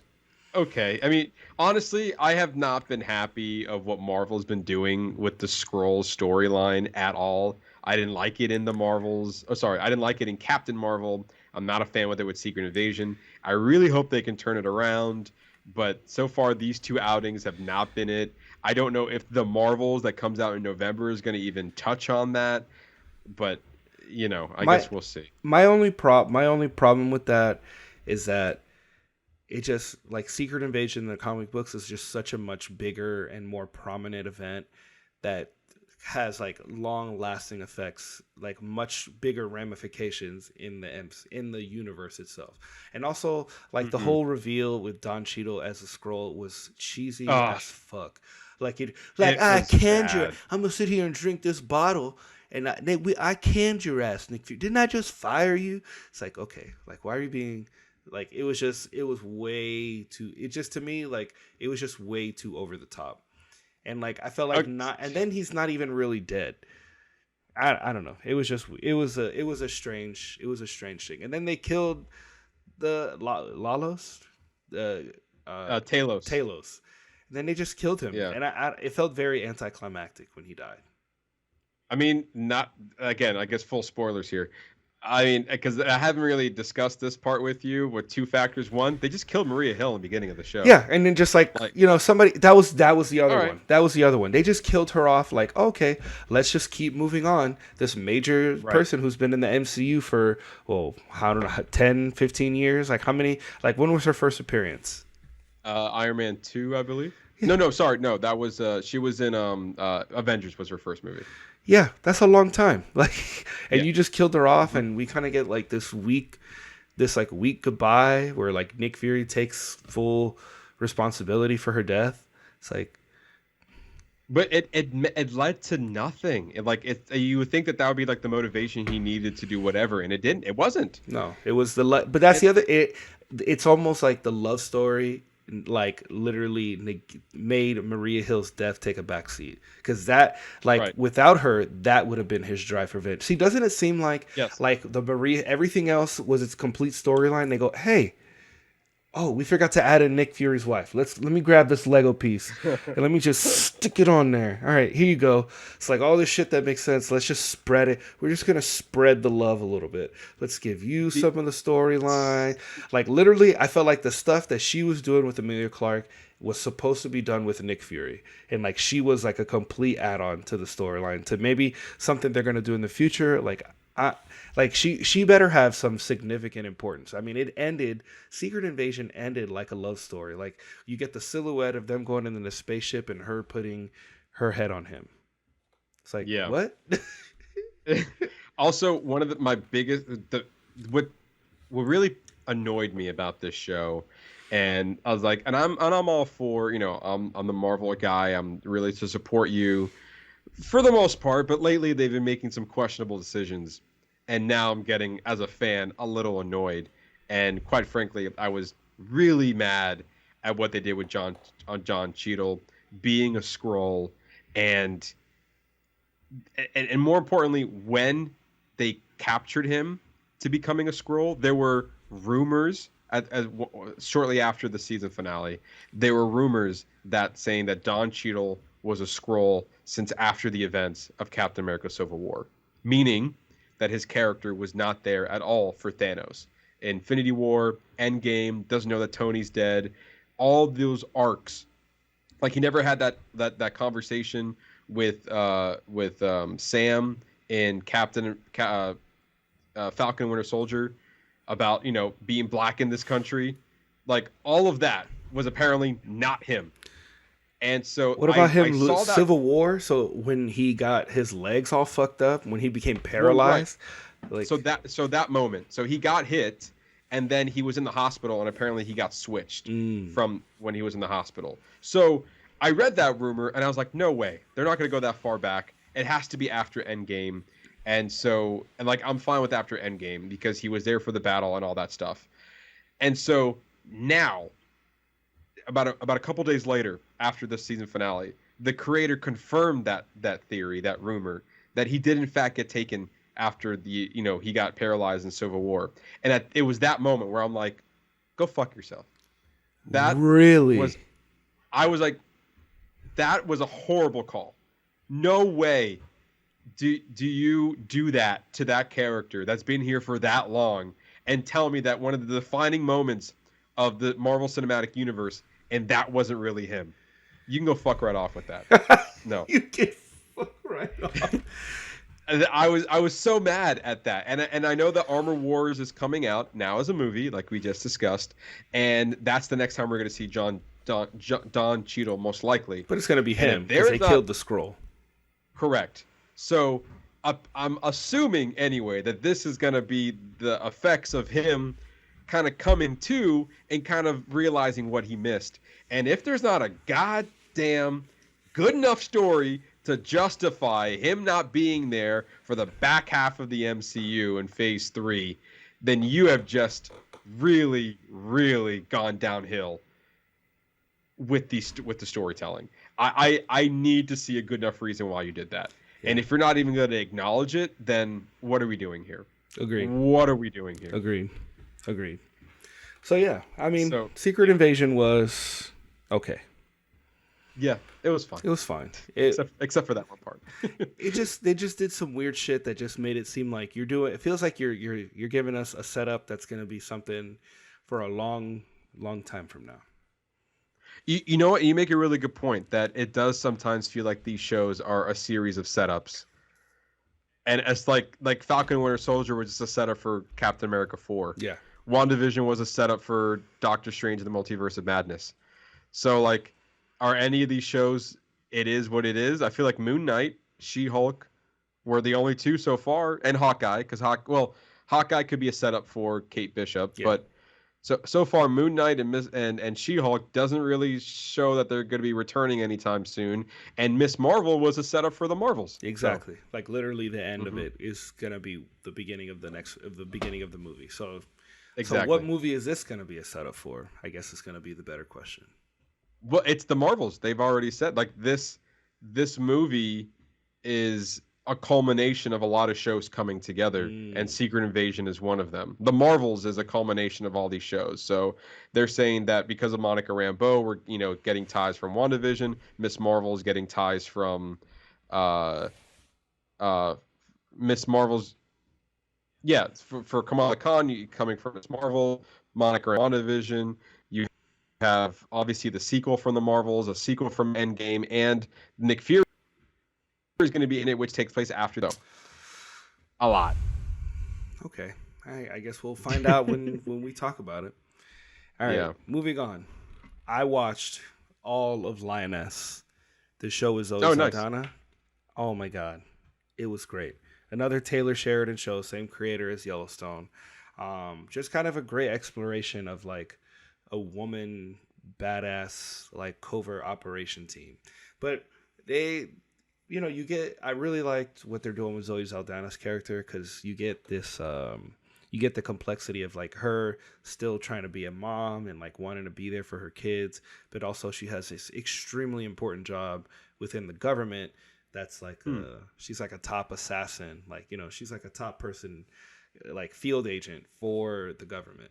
So it's kind of her battling those two things, and she has this, who the main lead is, I can't remember her name. She kind of takes her under her wing for this mission, and it's like the finale is fucking wild. Like the last 10 minutes, really? Was just it's great. It's great TV, great. And the whole season's already done. I would highly recommend it. It's well worth the watch. So I think it's easy to say that you're a Tyler Sheridan fan. I mean, yeah, man, he just makes good TV, and it's all consistent just because he writes all his own content. Like I think that's really what my draw to him is that you can just see the consistency in his writing, and it's really good writing. It's good. It is great TV. That's just what it. And the action in that show is on point. So I think it also just goes to. I think it also just goes for him as a producer, as a creator, that like you can develop a show with massive success like Yellowstone, and then also turn out something like Lioness, which seems completely different from Yellowstone, and still turn out a good product. Yeah, absolutely. And he's got so many other shows in the bank that are on our back burner to watch, and this was just, and I didn't even put my wife on this one because I wanted to watch it without having to wait forever. Which brings me to my next watch. We finished the final season of Barry, and wow, incredible TV. Bill Hader, like each episode, I was like, oh, this episode is directed by Bill Hader. Oh, he directed the whole season. He directed every episode of this season. Did he really? He did, and it was fucking incredible. It was just great, incredible TV. The writing, I so hope that it's nominated for this upcoming season. I believe it already is, if we've already talked about it. You really see, they really round out these characters and tell this really like dark story about like legacy and finding yourself, and that's kind of like what the show is about. It's like, what's your legacy? Who are you? Like, how do you find yourself? Are you defined by the things that happen to you? Like, what happens if you do these things to explore yourself? Like, or are you the person you've always meant to be? Like, through all these different characters, they're able to explore these things, and it's fantastic. You like, Matt, it's done. The series is done. I know. Need to watch. This is one you definitely need to watch. Highly recommend. Like, I would go back and rewatch the show 100% all the way through. Wow. That, like, there's just so many great moments throughout the series itself, and the last season just does a really fantastic job of wrapping it together and telling these really great character stories. Now, let me ask you this. I know it might be hard to compare, but I know at the time, anyway, that both Succession and Barry, both on HBO, were ending on its 4th season. Which one would you say kind of went out better between those two shows? I don't know. That's a really hard question because they both had really good endings. Obviously, Succession is a more successful show as far as like numbers and views, but like you almost can't compare because of, well, I mean, they're both they're both within the same realm. They're both dark comedies where maybe Succession leans a little bit heavier in the drama side, but there's still a lot of elements of some dark comedy in there. Whereas Barry is more of a comedy, but there are a lot of dark elements, but it's still more in the comedic side of things. I think they're both just as good. They're kind of like, in a lot of ways, are on the same level, like maybe story wise. I think Succession, obviously, the writing on it is much better. It's a little bit of a slower burn, whereas Barry is more of a comedic. Is more comedic, so it's a little bit of an easier watch than it is Succession. Plus, each episode of Barry is only 30 minutes, whereas Succession is a full hour. Right. I feel like if between the two shows, and I think I've already said this, I'm more probably likely to watch Barry because I feel like I can get through it fairly quickly. Yeah. Given that there's 4 seasons, but they're 30-minute cheats. So I expect to hear something very soon. Okay, because I'm tired of waiting. I'm tired of waiting for you to decide when you're going to watch it. I just need you to watch it.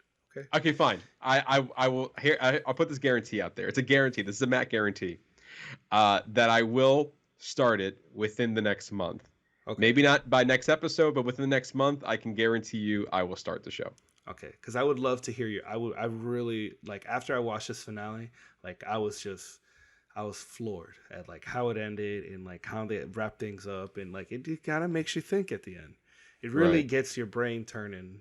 Like, it really makes you think at the end. So just writing, directing, like it's just a fantastic piece of content, start to finish. Couldn't recommend it anymore. It's a fantastic series.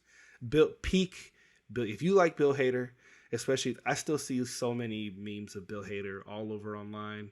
But like he's always been my favorite, from SNL to like everything he's been in. I think he's great.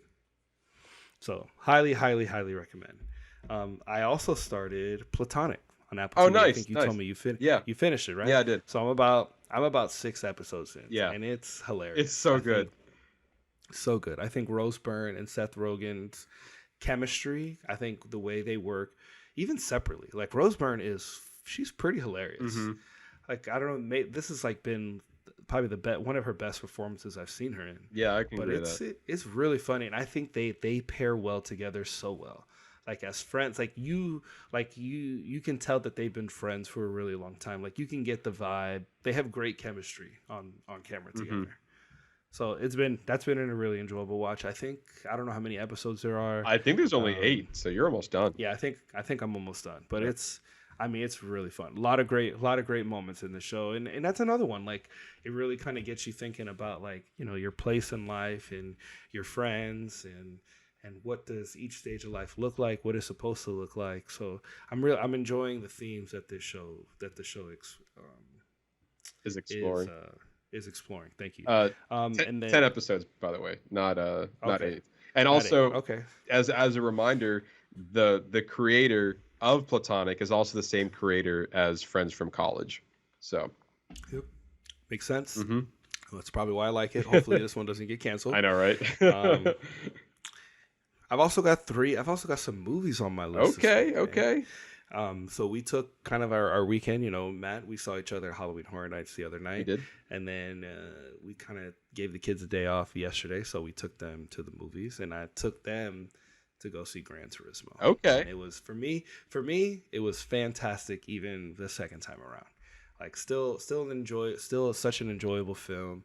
Like, everybody else, they loved it. They loved, kind of our very similar thoughts to what we had. And, we did our review on it, so you guys can go back and listen to our thoughts on it. But it was nice to see that that I was correct. I always pick, they always trust me to pick the good movies. So every time I get a W, I'm like, yes, got another one. But also, like, I'm sure they play a lot of video games too. So like that is like, this guy played video games and now he's a race car driver. Like that's a cool concept for kids to get behind as well.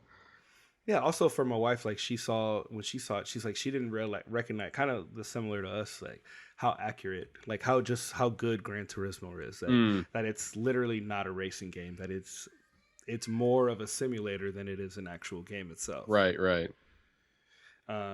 So we also saw the new Teenage Mutant Ninja Turtle movies because now that it's airing on Paramount Plus. Fantastic movie. Yeah. Like it's just as good. Like Ice Cube's performance hits just as hard. Another movie that we reviewed this previous week. This last month.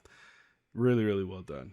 And then, as far as my son's birthday this past weekend, he's been wanting to get into horror, and he told me, he's like, well, the first horror movie I want to watch your favorite horror movie.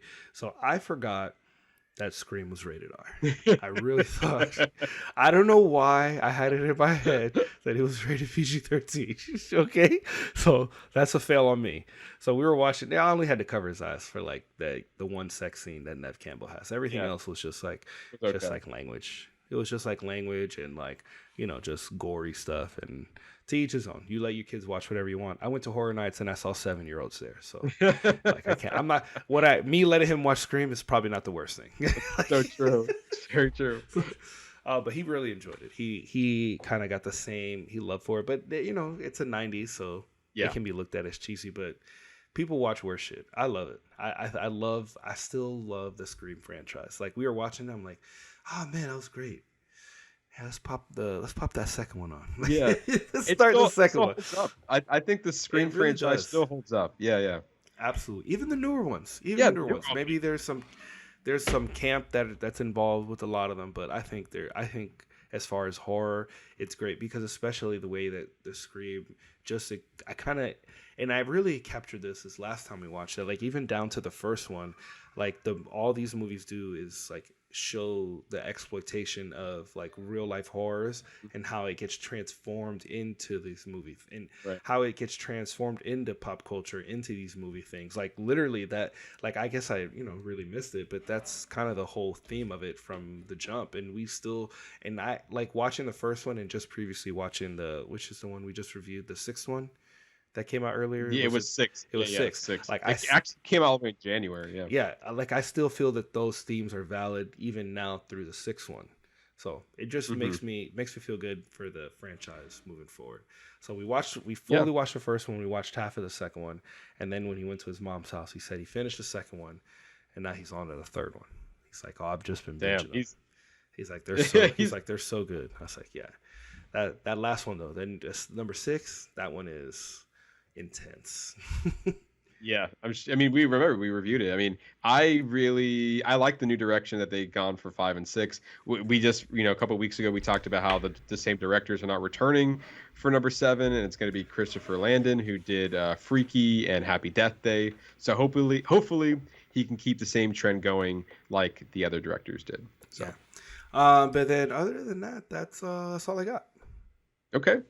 So I've watched a few things myself. As of this recording, I am fully caught up with Ahsoka, which is, as of right now, it has aired 6 episodes. There's 2 more to go. Pretty much after we're done recording this episode, I'm going to patiently wait until 9 p.m. So watch episode 7 because I'm tired of spoilers. So have you been getting stuff spoiled for you pretty bad?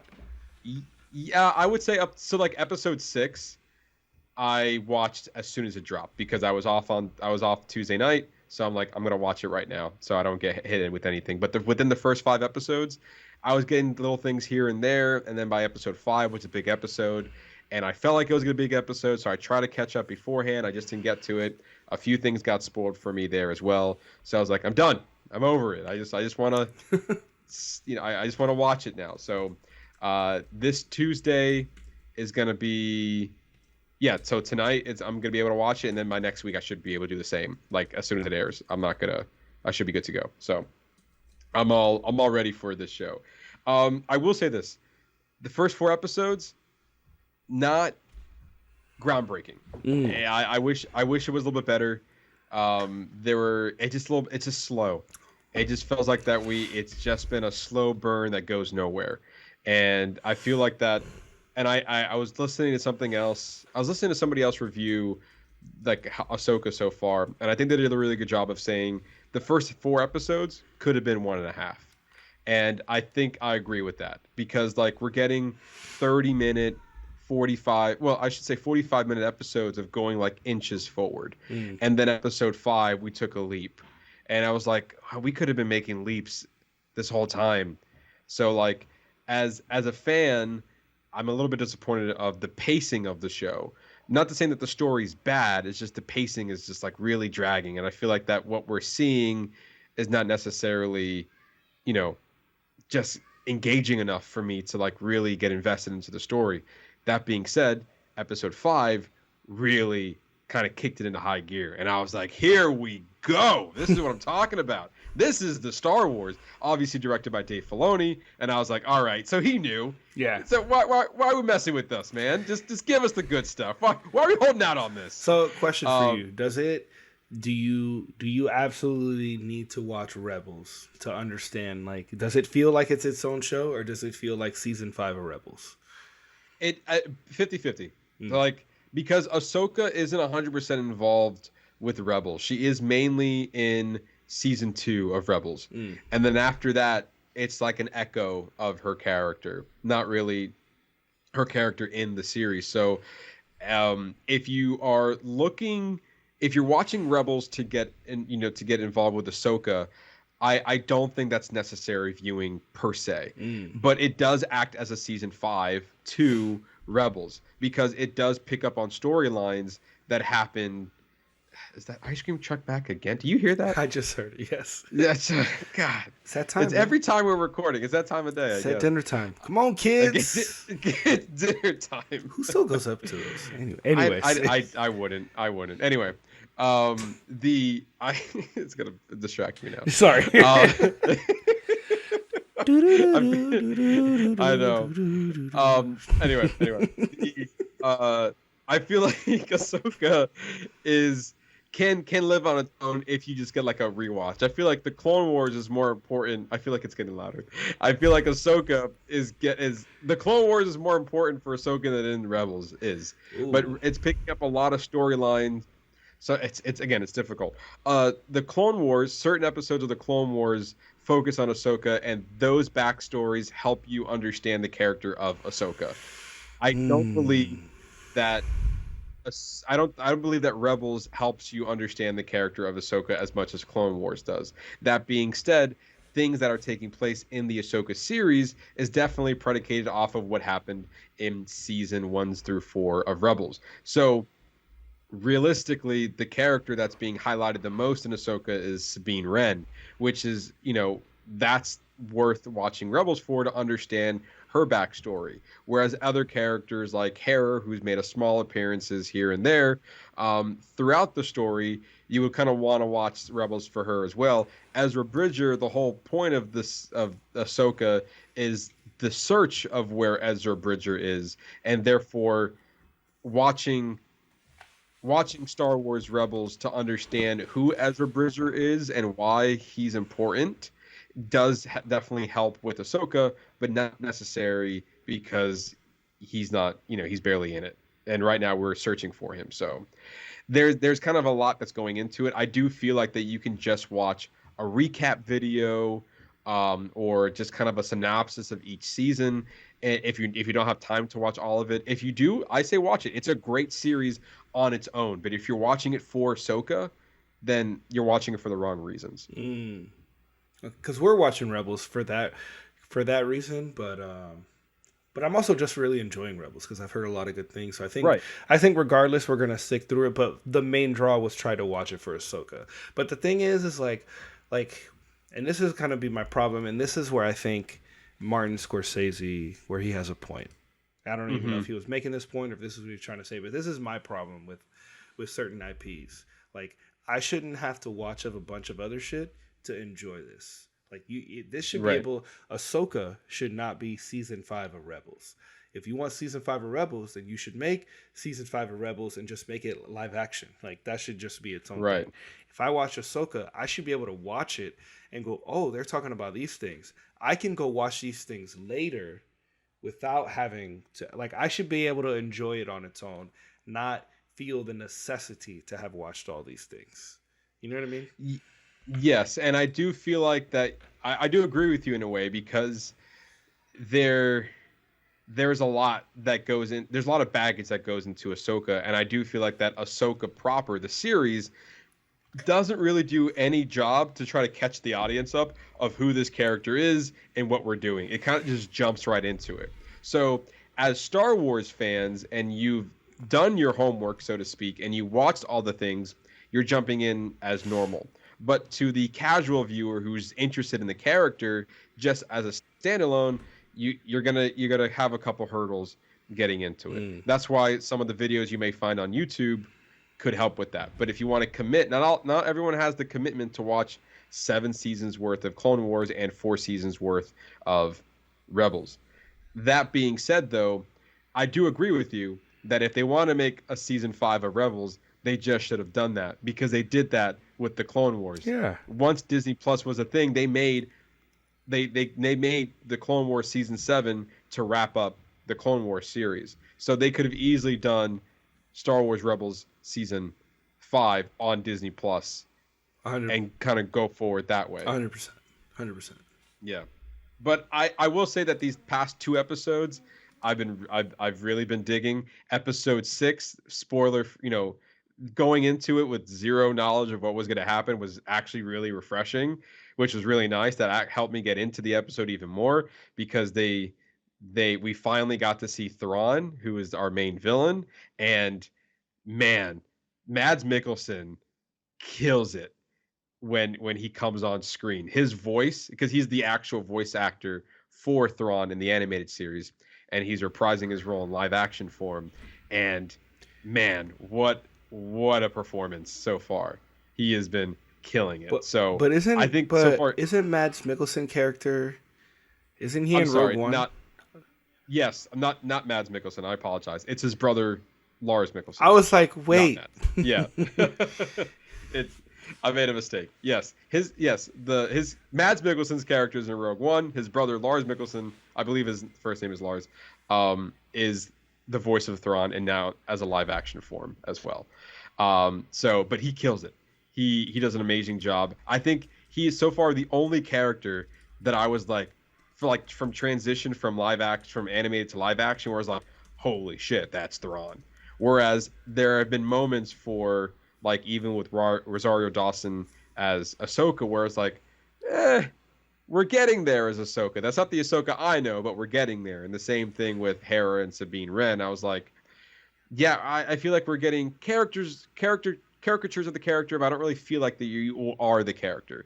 And that's also a balance that I've been dealing with as I'm watching the show. So hopefully we have 2 episodes left. We wrap it up.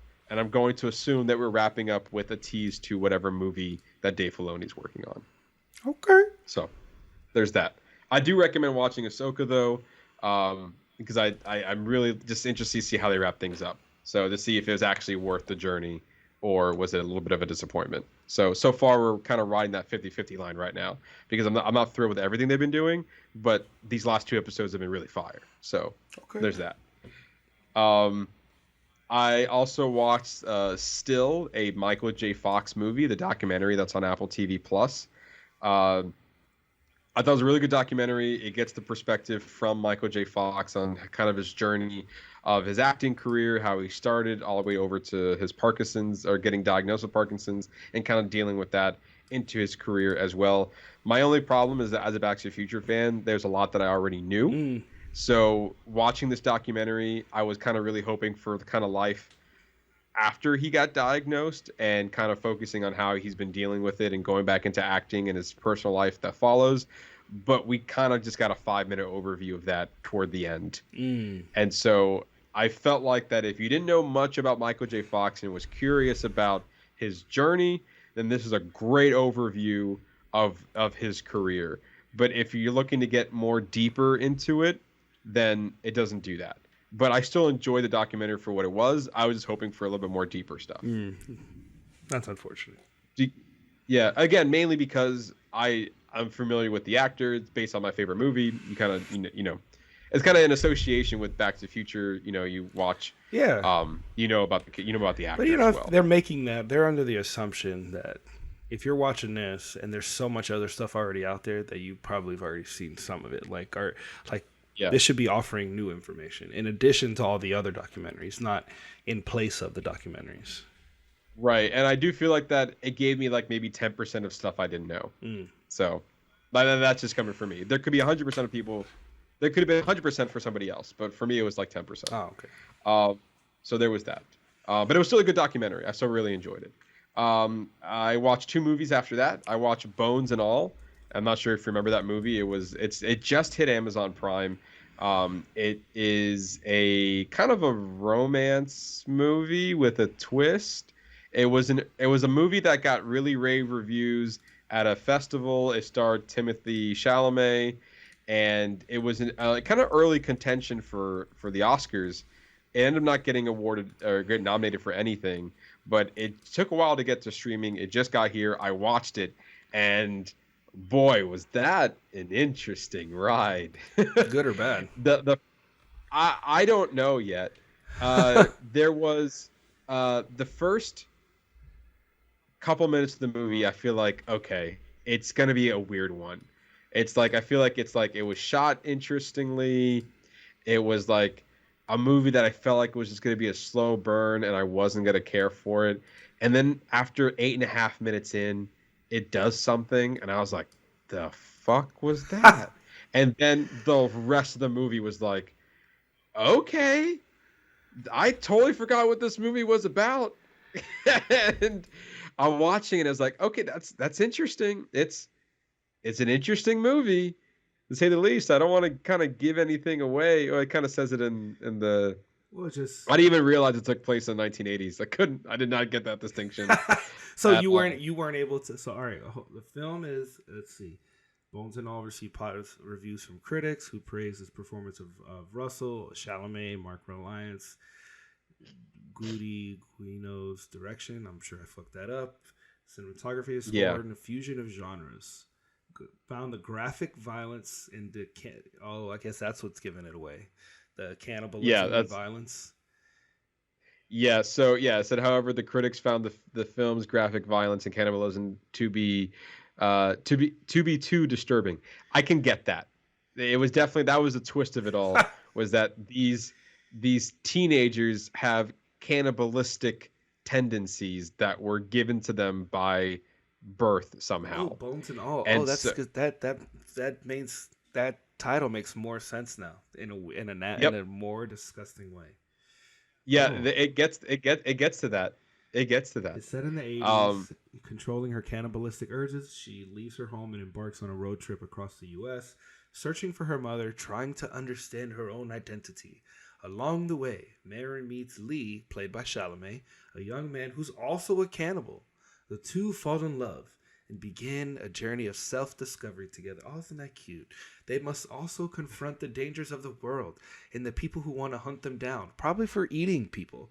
Bones and all. Well, it's funny that you said that because the people that are hunting them down are also cannibals. Bones and all is a dark and disturbing film, but also a beautiful and moving love story. It's a movie that will sit with you long after you've seen it. Is that because of all the people that they were eating, and how gross it is? I will say that depending on what you're looking for in the movie, it definitely it definitely is lingering in my mind. So I guess there's that. The same director who did this did Call Me by Your Name, which was also starring Timothée Chalamet. So yeah, I mean, it's definitely an interesting love story for sure. And I don't know if it works because I think it's then classified as a horror movie, as like a horror film as well, because of its graphic nature. I will say though that Mark Rylance, he did a phenomenal job. He should have been nominated. Like honestly, if this was an early contention for the Oscars, I would have 100% replaced this movie over Tar, for example. Like but obviously that didn't happen. But yeah, it's an interesting one. It's definitely something that if you weren't mentally prepared for it, it can definitely get you off guard. But if you can lean into it, then I guess you can find something out of it. But I didn't really care for it as a love story. I was more interested in the cannibalism of it all. And even in that way, it kind of ended strangely as well. Like the movie ended and I feel like it ended really up in the air. Like, I don't know. It wasn't really an ending. So therefore, I didn't really get much out of it by the end of it. So there's that. Sounds like I don't have to waste my time. That's what that sounds like. And the last movie that I watched, and something that you had recommended that I, based off the trailer, completely wrote off, and you were like, no, you have to watch this movie. And it finally hit Amazon Prime. And it's Guy Ritchie's The Covenant, or the Covenant. You said it right. I think that's what it is. Did I say it right? Guy Ritchie. Is it The Covenant? The Guy Ritchie film? Yeah. Is it The Covenant or the Covenant? Hold on. Let me see. It is. You watched this movie in theaters. Oh yes. The Covenant. No, you said it right. With Guy Ritchie and right? Jake Gyllenhaal and Dar Salim. Yes. Yes, yeah. So I saw that movie. Holy shit. How fucking good is that movie? It's so intense. So intense. And it's funny because at the beginning of the movie, I felt like that this was like I prejudged it. I prejudged it with the trailer and I prejudged it with the beginning of the movie. I just felt like, okay, this is going to be your war movie. I know what the premise is. I know how it ends. I'm just going to see the events play out, and it's going to be that kind of movie. But Ernesto said it was good, so I'm going to watch it. And I was probably eating my words within the first 15 minutes because it's all about, again, even though you may know the context of the story, it's all about how you tell that story. And, man, that's Guy Ritchie's at his finest. Like, I praised Wrath of Man that came out, I believe, in 2021 or 2020, and that movie was incredible. And this is like the same level of Guy Ritchie-ness that he put into that movie that he put into this one. It was like so intense, so gritty. Just the music really helped with it, and I was edge of my seat. I was like, holy shit. I also loved about that one is that it also has some basis in reality because it uses our withdrawals in Afghanistan as a basis, as like the base for the film, which I thought was a great way to give us that. The story, it's not a true story, but it was a great way to highlight what happened and what our withdrawal looks like and like what some of those ramifications look like. because then they also give some accounts towards the end, if I remember correctly, where they talk about the withdrawal and like how the people were affected there. Was that really not a true story? I thought it was. Let me confirm. I mean, if it wasn't, good for him to deliver that type of story. Because, I mean, nothing said that it was a true story. So I guess I kind of make my own distinction that I assumed anyway that this was a true story. Well, let's ask our internet friend here. All right, let's see. Is not a true story. Covenant is a 2023 action American thriller, released 2023. Well-made, entertaining films. Absolutely. I agree with you there. Is it a true story? No, it's not a true story. It's a fictional film based on the real experiences of hundreds of interpreters and soldiers during the war in Afghanistan. Director Guy Ritchie said that he was inspired to make the film after watching several documentaries about the war and being struck by the bonds forged by the interpreters and their colleagues in the American military. While the film is not based on one specific true story, it does depict many of the realities of the war in Afghanistan, including the dangers faced by both soldiers and interpreters, the challenges of communication and cultural understanding, and the importance of teamwork and camaraderie. The Covenant is a powerful and moving film that pays tribute to the courage and sacrifice for those who served in Afghanistan. It is a film that is sure to stay with you long after you've seen it. I really love how this Google AI kind of adds some, it adds some personality on it. It really it's I feel like I'm talking to a person. Look, this is what the humans told me to write. Yeah, but also I think by now knowing that this is not based on a true story made this movie even better. Yeah, but I think even though it's not a true story itself, but what it's based.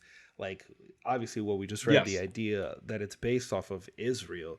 And I think that's what makes it more entertaining, because then you don't have to be hung up on, which I get hung up on sometimes. I'm guilty of it. It's right. Well, that didn't really happen. Well, that's out the window. We're just taking maybe that's what we need more. And that's what we need more of for original ideas. Take real things that are happening and take that theme of that thing and give us a story with that thing in the middle. So that we don't have to be bogged down by, is this the real story? Is this fabricating? Are you just trying to make this person look better?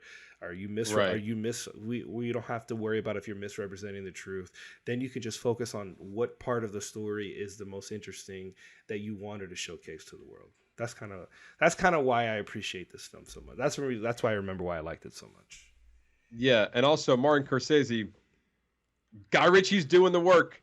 Yeah. He's fighting the good fight, all right? So, there are filmmakers doing it. Now, granted, this movie didn't make as... I don't remember as far as box office numbers, if it actually, tell you right now. Made a dent in it. But as far as the movie itself, it was great. I thought it was fantastic. All right, so let's see. Its numbers are... It's only... here we go. It grossed $21.8 million as of September 26. It grossed $16.9 in the U.S. and Canada and $4.9 in other territories. The film was released in the U.S. on the 21st. Let's see. It get 2.2 on its first day. It went on to debut 6.3 million, finishing third behind Super Mario and Evil Dead Rise. In its second weekend, it made 3.6, a drop of 43%. Damn, it dropped all the way to 9th place in the second week, which is crazy. Yeah. But the movie, I think maybe it was released around Super Mario, so that would be why it was just completely overshadowed at the box office. Yeah, I would say by 3 weeks after Mario came out, people were still watching Mario. As I see here, budget of $55 million, worldwide gross of 21. So needless to say, it was a flop on the box office standpoint. Yeah. But as a movie standpoint, it was phenomenal. Fantastic. So hopefully it could find another audience in the streaming market like it did me, because I was kind of blown away what I saw. And so, yeah. Now you put it on my list. Thumbs up. That's one I want to watch again. and you should. You absolutely. It's on Prime. It just hit Prime just a couple of days, about maybe less than a month ago. It hit Prime, so not too far off. But But yeah, anyway, go watch that if you haven't already. And yeah, that's all we've been watching. That's all I got. That's all we've been watching. So now let's dive into our spoiler review of Troll, our Norwegian film, directed and written by Roar Uthrog. If I even remember how I pronounced it, probably however long this episode is by now. And again, it's touted as Netflix's most watched non-English movie to date. Ernesto, should it hold that title? What is your review on Troll? It was fine. Like it was okay. Like it was a very simplistic plot. It's based on Norwegian folklore, which features many stories about trolls, and they use that basis where there's these mountain trolls, and I don't know if it was a climate change or if it was like a big business taking over, but they were doing some kind of drilling or they were doing some work in the mountain, and they blew it up, and they woke up the troll of the mountain, now set to wreak havoc on the town of Oslo in Norway. So he gets up, he starts causing havoc. I did think some of the CGI and some of the action sequences was good. Like when he goes to the main city and they take the helicopters, and there's that little kid there, and they're ringing the bells, and he just grabs that helicopter midair. Like very simply, like the monster didn't have to do much, but I felt like I got a lot of emotion from this CGI monster. Like I felt like you could tell what was going on with him while the movie was going on. But it was a simplistic plot. You get the daughter, her father, they used to go on adventures together, and he used to tell her about the trolls, and they grow estranged because he gets, they discredit him in their society because he's a loony for believing in trolls, but it turns out he was right all along, and the government silenced him. And then they built a palace over the grave of the trolls. Like, very simple plot. It was fine. The action sequences was fine. Nothing really too crazy. Like it wasn't terrible, but it also wasn't like overly incredible.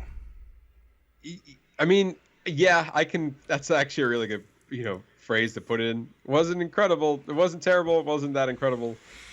It was just fine. I feel like this is just a movie I've seen before, and it was an amalgamation of movies I've already seen before. Like the two big things, obviously, when you have Big Monster, you already associate it with Godzilla and King Kong, so there's already similarities there. But I felt like a lot of the beginning of the movie felt like Transformers to me, like the first Transformers, where you get the scientist, and he kind of goes in, and they, I know things, and you're stupid government, and you should listen to me, and like nothing, I'm right, and you should listen to me, and like my instincts are correct and yours is too, military, and it just kind of goes on from there. It's like, I've seen this movie before. The helicopter scene you're referring to was 100% a complete ripoff of Kong Skull Island, when the helicopters are swarming him. And they even did the shot where it's kind of panning or like around like the monster as the helicopters are surrounding him, and they did a slow-mo perspective of like him grabbing it, smashing into the other helicopter. Like the monster, you get the vantage point from the person in the cockpit to the monster on the side. Like the only difference was between Kong and this movie was there was no giant church bells attached to the helicopter, which was a dumb plan. I don't know what they had planned to do with that. Like I just didn't understand you just pissed it off. I didn't understand, like, was it gonna walk away? Like it wasn't gonna kill it. I just didn't know what their plan was, and the troll was like, whatever, and like it stunned me, but then they just destroy everything after that. I think it was their idea of like trying it because they were like, all right, so we believe in the folklore. We know this thing is real. What are some of the things that the folklore says? It's like, oh, look, church bells piss them off. Like, doesn't say that it kills them, just says that it pisses them off. Let's see what happens. Yeah. Yeah. And then we saw what happened. We quickly found out what happened. I felt like the dad dying was too quick. Very anticlimactic. It was very anticlimactic. There was like an unnecessarily slow-mo for it. It's not like that what bothered me is that it's not like the slow-mo was typically there for like the dad making a sacrifice. Typically those slow motion moments are due to a sacrifice for the character to make the other characters live on. And this one, he just happened to be in the way of the troll. Like, it was trying to calm it down. Like, somebody shot the troll, and then the troll was just moving, like turning around, and the dad got hit, and then he died. So it was like, there was no real reason, no real sacrifice. He just happened to be in the wrong place at the wrong time and died. And then he goes, and then he dies and goes, the palace. Yeah. and there was like at the end of the day, it was just motivation for our main character to be alone. Like, you could have still had your dad in that whole movie, and the movie would just been the same. You know what I mean? It's like, I feel like his death meant nothing for the overall story. Well, I mean, even in general, I just felt like the main character, like, what was her journey? Like, she was an adventurer with her dad, then she became a paleontologist. Then they bring her on to help find this troll. Then her and her dad, like, the whole, what did she learn? Like, oh, daddy was right. Like that. Well, oh, okay. Yeah. That was your lesson. That was your journey. Daddy was right. I should have listened to my dad. Like, there was no more of like honoring legacy of like they could have even gone the route of like really like diving into the trolls, and the movie's already been greenlit for a second one, which is kind of weird. Like, I felt like the story was just, maybe that's what it is, because it's just like a popcorn. This is like a popcorn film. Yeah. It's not, it's not supposed to have depth. You know, it's maybe, I mean, the CGI was cool. It was a big ass troll. I mean, they made that thing like 400, 500 feet. I mean, yeah, I mean, some of the aspects were cool, but to your point, if you're looking at this as your popcorn movie, it's just like, it's like I've eaten this popcorn already. It's the same butter that I get every single time. There isn't much to go off of. It's not like you get that one piece like, oh, this tastes a little different. Yeah. It's not like you added, like, I don't know, like any type of flavoring to it. You decided to maybe I was expecting something just a little bit different. I believe this is Norwegian's first like big monster movie, which good for him to kind of kind of pushing the way forward for Norwegian film to have this type of story. And, for that case, I can see why it became popular for people to want to watch it. But for movies that we've seen like this before, it just didn't come across as anything special. And to your point, after 10 months? Yeah, nearly 1 year after its release, Netflix has ordered a sequel to Troll. The director's coming back. It's coming back with the same writer. So, I mean, it definitely teed up for a sequel for sure by the end credits scene. We just know that there are more trolls out there, but really the troll that we got in this movie didn't die. I don't think it died. It just hit the stone because it hit sunlight. Like, is it dead? I don't think so. I feel like I almost 100% guarantee this movie is going to start off with that troll being an edged in stone as a tourist attraction. It did seem like that they were going to do that. But then do you see the troll reawakening, or is he encased in there forever? Is he dead, or is somebody going to like put something on him that like breaks the shell so he can break out? I don't know. Yeah, because I honestly, that's what I would do. Like, yeah, that troll is going to live on again, because you try to give it, like, you try to give it a story where we felt bad for the troll, like it wasn't its fault in certain aspects of it. So we felt sympathy for the troll, but we didn't explore any reasons of why I care about this troll or these people rather. So like, at least for Kong, the Kong showed mercy to certain people, and the ultimate goal is don't fuck with King Kong, and he won't fuck with you. But I didn't get that from this movie at all. It's like the monster showed mercy to the kid because it saved the helicopter, so it has some humility, but that was it. After that, they used it against him because he was like, the troll's going to go to the palace to find the bones of his remaining ancestors, and then they used those bones to lure them into a trap. So obviously the humans didn't even respect that either. So what am I supposed to get out of any of these people? Like, I don't know. I didn't get much out of it. Yeah. Like, I didn't know what we were supposed to use it for. I thought another cheesy line was, I mean, I think these are dwarfs, not trolls, to say this, but there was one line where they said, like, they were like revving up the engine, and then like the action, like the action line was the guy, and then the lady was like, let's go, and then they kind of zoom in their car. That's something I feel like Mario would do, like, let's go, and then just does its thing. I felt like, to me, I shook my head at that. I was like, wow. That was such a stupid line. It's just like it was just a very cheesy action film. And I just felt like either you got to go, I felt like they tried to go in the middle. Like, you either need to give us the emotion of the monster and really start from the beginning. So how do you do that? Instead of opening with the girl and her dad, we've opened with like prehistoric trolls, like roaming the land. Like, I would have loved that. Would have been a really good opening. Like, seeing the trolls, and like if they had given us the voiceover, even you could have started with them, and like maybe they're sitting on the mountains and he's teaching her about the trolls, and then we get this like 5 to 10 minute backstory of watching the trolls in the mountains, of like the whole Norwegian folklore. That, I felt like that really maybe would have set it in a little bit more, and then maybe we would have come in it from like, oh well, the trolls are misunderstood, as opposed to them being like, they came from the angle of, we don't know if they're real.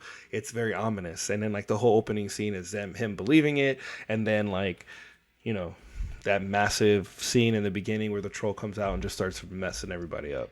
Yeah, but it also felt like that as a viewer, they want us to kind of go along with the audience, or sorry, go along with our character and kind of disprove why, like, oh, they're not really trolls. But we know that. That's the reason why we watch this movie. So why? Literally, the poster is of a monster, of a troll face, and you're climbing on it. So we're already coming into it knowing that trolls are real. So why do we need? Like, I felt like they gave the audience this weird exposition that, like, you're trying to fake us out when we know because if we watch this movie and there are no trolls, then it's like, I literally just wasted my time. Right. Yeah. To your point, yeah. It's like, we're trying to go along with these characters being like, I don't know if trolls exist, but as the viewers, like, we know that already. It took us 30 minutes, maybe 30 to 40 minutes to get there, and this movie's an hour and a half. So a third of your movie is trying to convince the character that the trolls exist, and when the audience already knew that, because the reason why we watched this movie. So was it only an hour and a half? I thought it was longer. I felt like it was longer than that. It could be an hour 40, but like between the credits, hour 41. Yeah, so I just looked it up. Put some credits on it, and you get your 90-minute film. You could have easily knocked off like 10 to 15 minutes of this movie. Yeah, I think you're right. Still have gotten the same value. Yeah, give us some different backstory. Like, probably would have been a better film. It was, I mean, but obviously it was successful enough, because now we're getting a second one, which I don't think I'll be on board for. Right, I was about to say, like, would you even watch a second film, like the second version of this? I don't think I would either, unless they do something completely different. And that's a trailer I'll have to see in order for me to convince me that the second movie's worth watching. Because, like, at this point, I like in my head, like, I've seen worse. Like, I've seen worse movies out there. This not necessarily was a bad movie. It's just a movie that I've seen a bunch of times already, and you didn't really do any favors to the genre. I mean, maybe necessarily didn't need to be, but as far as a viewer, I didn't really get much out of it. Like, there wasn't a lot of entertainment factor into this, or any surprises even. Like, I didn't really feel, engaged at all for these characters or for this monster. So Maybe the second one can turn around. Maybe they can come in from a different perspective. Kind of very similar to like Transformers. I feel like part of the beginning of Transformers was like for the characters, like what are these creatures? And I feel like that's a better angle to go off of. What are these creatures rather than saying do these creatures exist? Because the military was kind of, or the government in this case for Transformers was like, we know that something's out there, we just don't know what it is. And then through Shia LaBeouf, we were able to discover who these monsters are. In this case, it was the Autobots and the Transformers and the Decepticons, and we learned about all the raging war that these different robots have, where this one didn't do that at all. So are you not on? So you're not on board for another one? I mean, if I'm not, I would say this: if it wouldn't take much for me to actually dive into this, but I guess in the sense of like the Meg, right? The Meg had one big shark. The Meg 2 had more big sharks. So if you do the same thing here, I'm assuming that a sequel means bigger. So therefore, you're going to add more trolls. And if you can give me something that warrants a good enough story to add more trolls, then you have my slight attention, but not necessarily my whole attention. So again, a trailer will have to dictate whether or not I dive into this movie or not. I'm in the same boat. I agree with you. So with that, final thoughts, 'cause I don't feel like we have much to say continuing after this. No, but I did have AI pull up some interesting facts if we want to go over those, because I don't really have any other final thoughts. So I feel so let's get a little bit of interesting out of here. So Sure. I'm using the Google's version of ChatGPT called Bard. So I pulled up some interesting facts. It's based on Norwegian folklore, which we knew.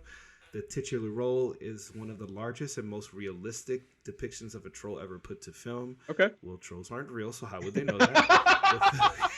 How do you know if it's a realistic depiction if it's not real?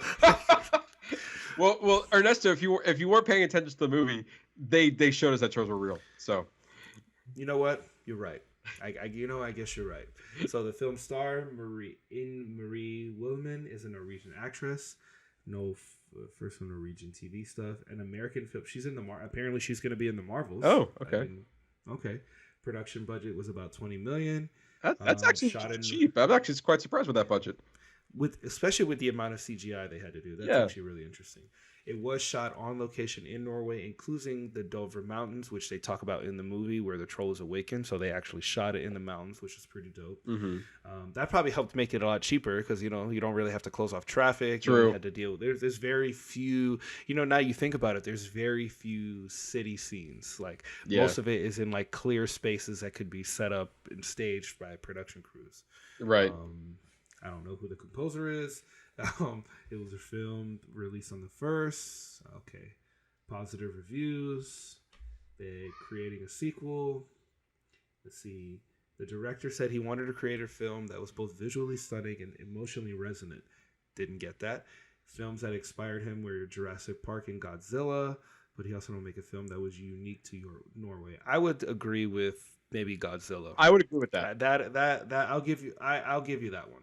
Maybe not I didn't really emotionally resonate. I felt like I see where he tried to do that, but I felt like it was diluted with what was happening with the other main characters. Like maybe we should have just did the trolls. If you had made the trolls a main character, I felt like I would have resonated. I would have gotten more of what you were trying to get out of it. Right. Let's see. The impressive creature standing over 50 meters tall, weighing over 1,000. Wow, they weighed the CGI monster. Cool. Oh, it was created with a combination of CGI. Oh, okay. Well then, all right. Well then, that's different. Now I'm curious of what the practical effects. What are the practical effects? So what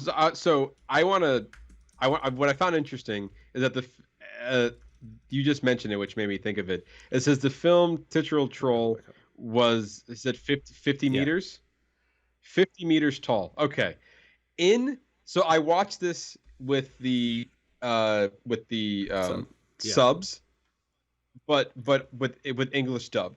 So like the subtitles were what the movie was, obviously, but I watched it in English dub. Okay.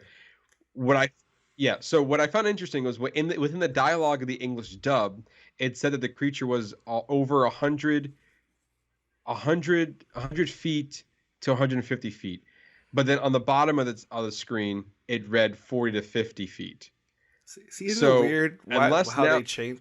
How like depending on how you watch it it will be completely changed, like on how you view it. right. So like, if I didn't have the subtitles down there, then I would have not even bat an eye of it because you said it was 100 to 150 feet. But now it said 50 meters. So I'm curious That's what they meant. if yes, yeah, I think that's kind of the angle that I was going at. So But I just anyway, looked it up. So these were the practical effects that they used to create the troll. A full size troll model was built on. Okay, well now that's fucking cool. They actually built this troll. It's physically built. It's 50 meters tall and weighed over 1,000. To see, they didn't. I feel like the previous response didn't really give me that. They use concrete, wood, and steel. Wow, a giant troll puppet was built for the film. The puppet was controlled by a team of puppeteers and used for close-up shots of the troll's face. A troll costume. An actor wearing a troll costume was used for some shots of the troll. The costume was made of silicone and latex, and it was very realistic. The practical effects were combined with CGI to create the final appearance of the troll. The CGI was used to make the troll look even bigger and more realistic, and to add special effects as the troll's glowing eyes and the way its skin moved. The filmmaker said they wanted to use as many practical effects as possible to create the troll, as they felt would make the creature look more believable. They wanted to pay homage to classic monster movies of the past, like Jurassic Park, which have used practical effects to create their monsters. No, okay, you got me a little bit on that one. That's pretty. I'll give it to you. That's pretty cool. So they actually built the troll. Okay. So, but also under the budget of $20 million. That's pretty impressive to do it on such a low budget like that. That information will make me want to go watch the second one. Now knowing that they're using practical effects, I guess I didn't really. It looked completely CGI on film, so I didn't even think it did. I didn't even think that would be a thing. But it looks like they took what they made and just scaled it up. Like that's a CGI. They did. Well, then that's okay. Okay, troll. Okay, troll. I would like literally knowing that would make me want to watch the second one just to see the work that they did to create the monster for the second one. That's interesting. That should be part of the marketing. It's kind of like how Guillermo del Toro's Pinocchio was, the behind the scenes was part of the marketing of the film. Correct. I feel like, to your point, this should have been the marketing of the film. I remember there's a movie called, oh my God, it was. Oh, what information do you have on this movie?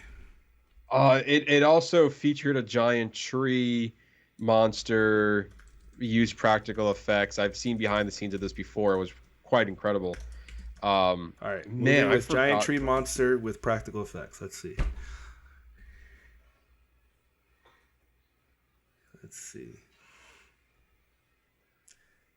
The 2016 movie A Monster Calls features a giant tree monster that is created using a combination of practical effects and CGI. That's the one. Gotta love the internet. Filmmakers use practical. Yeah, go ahead.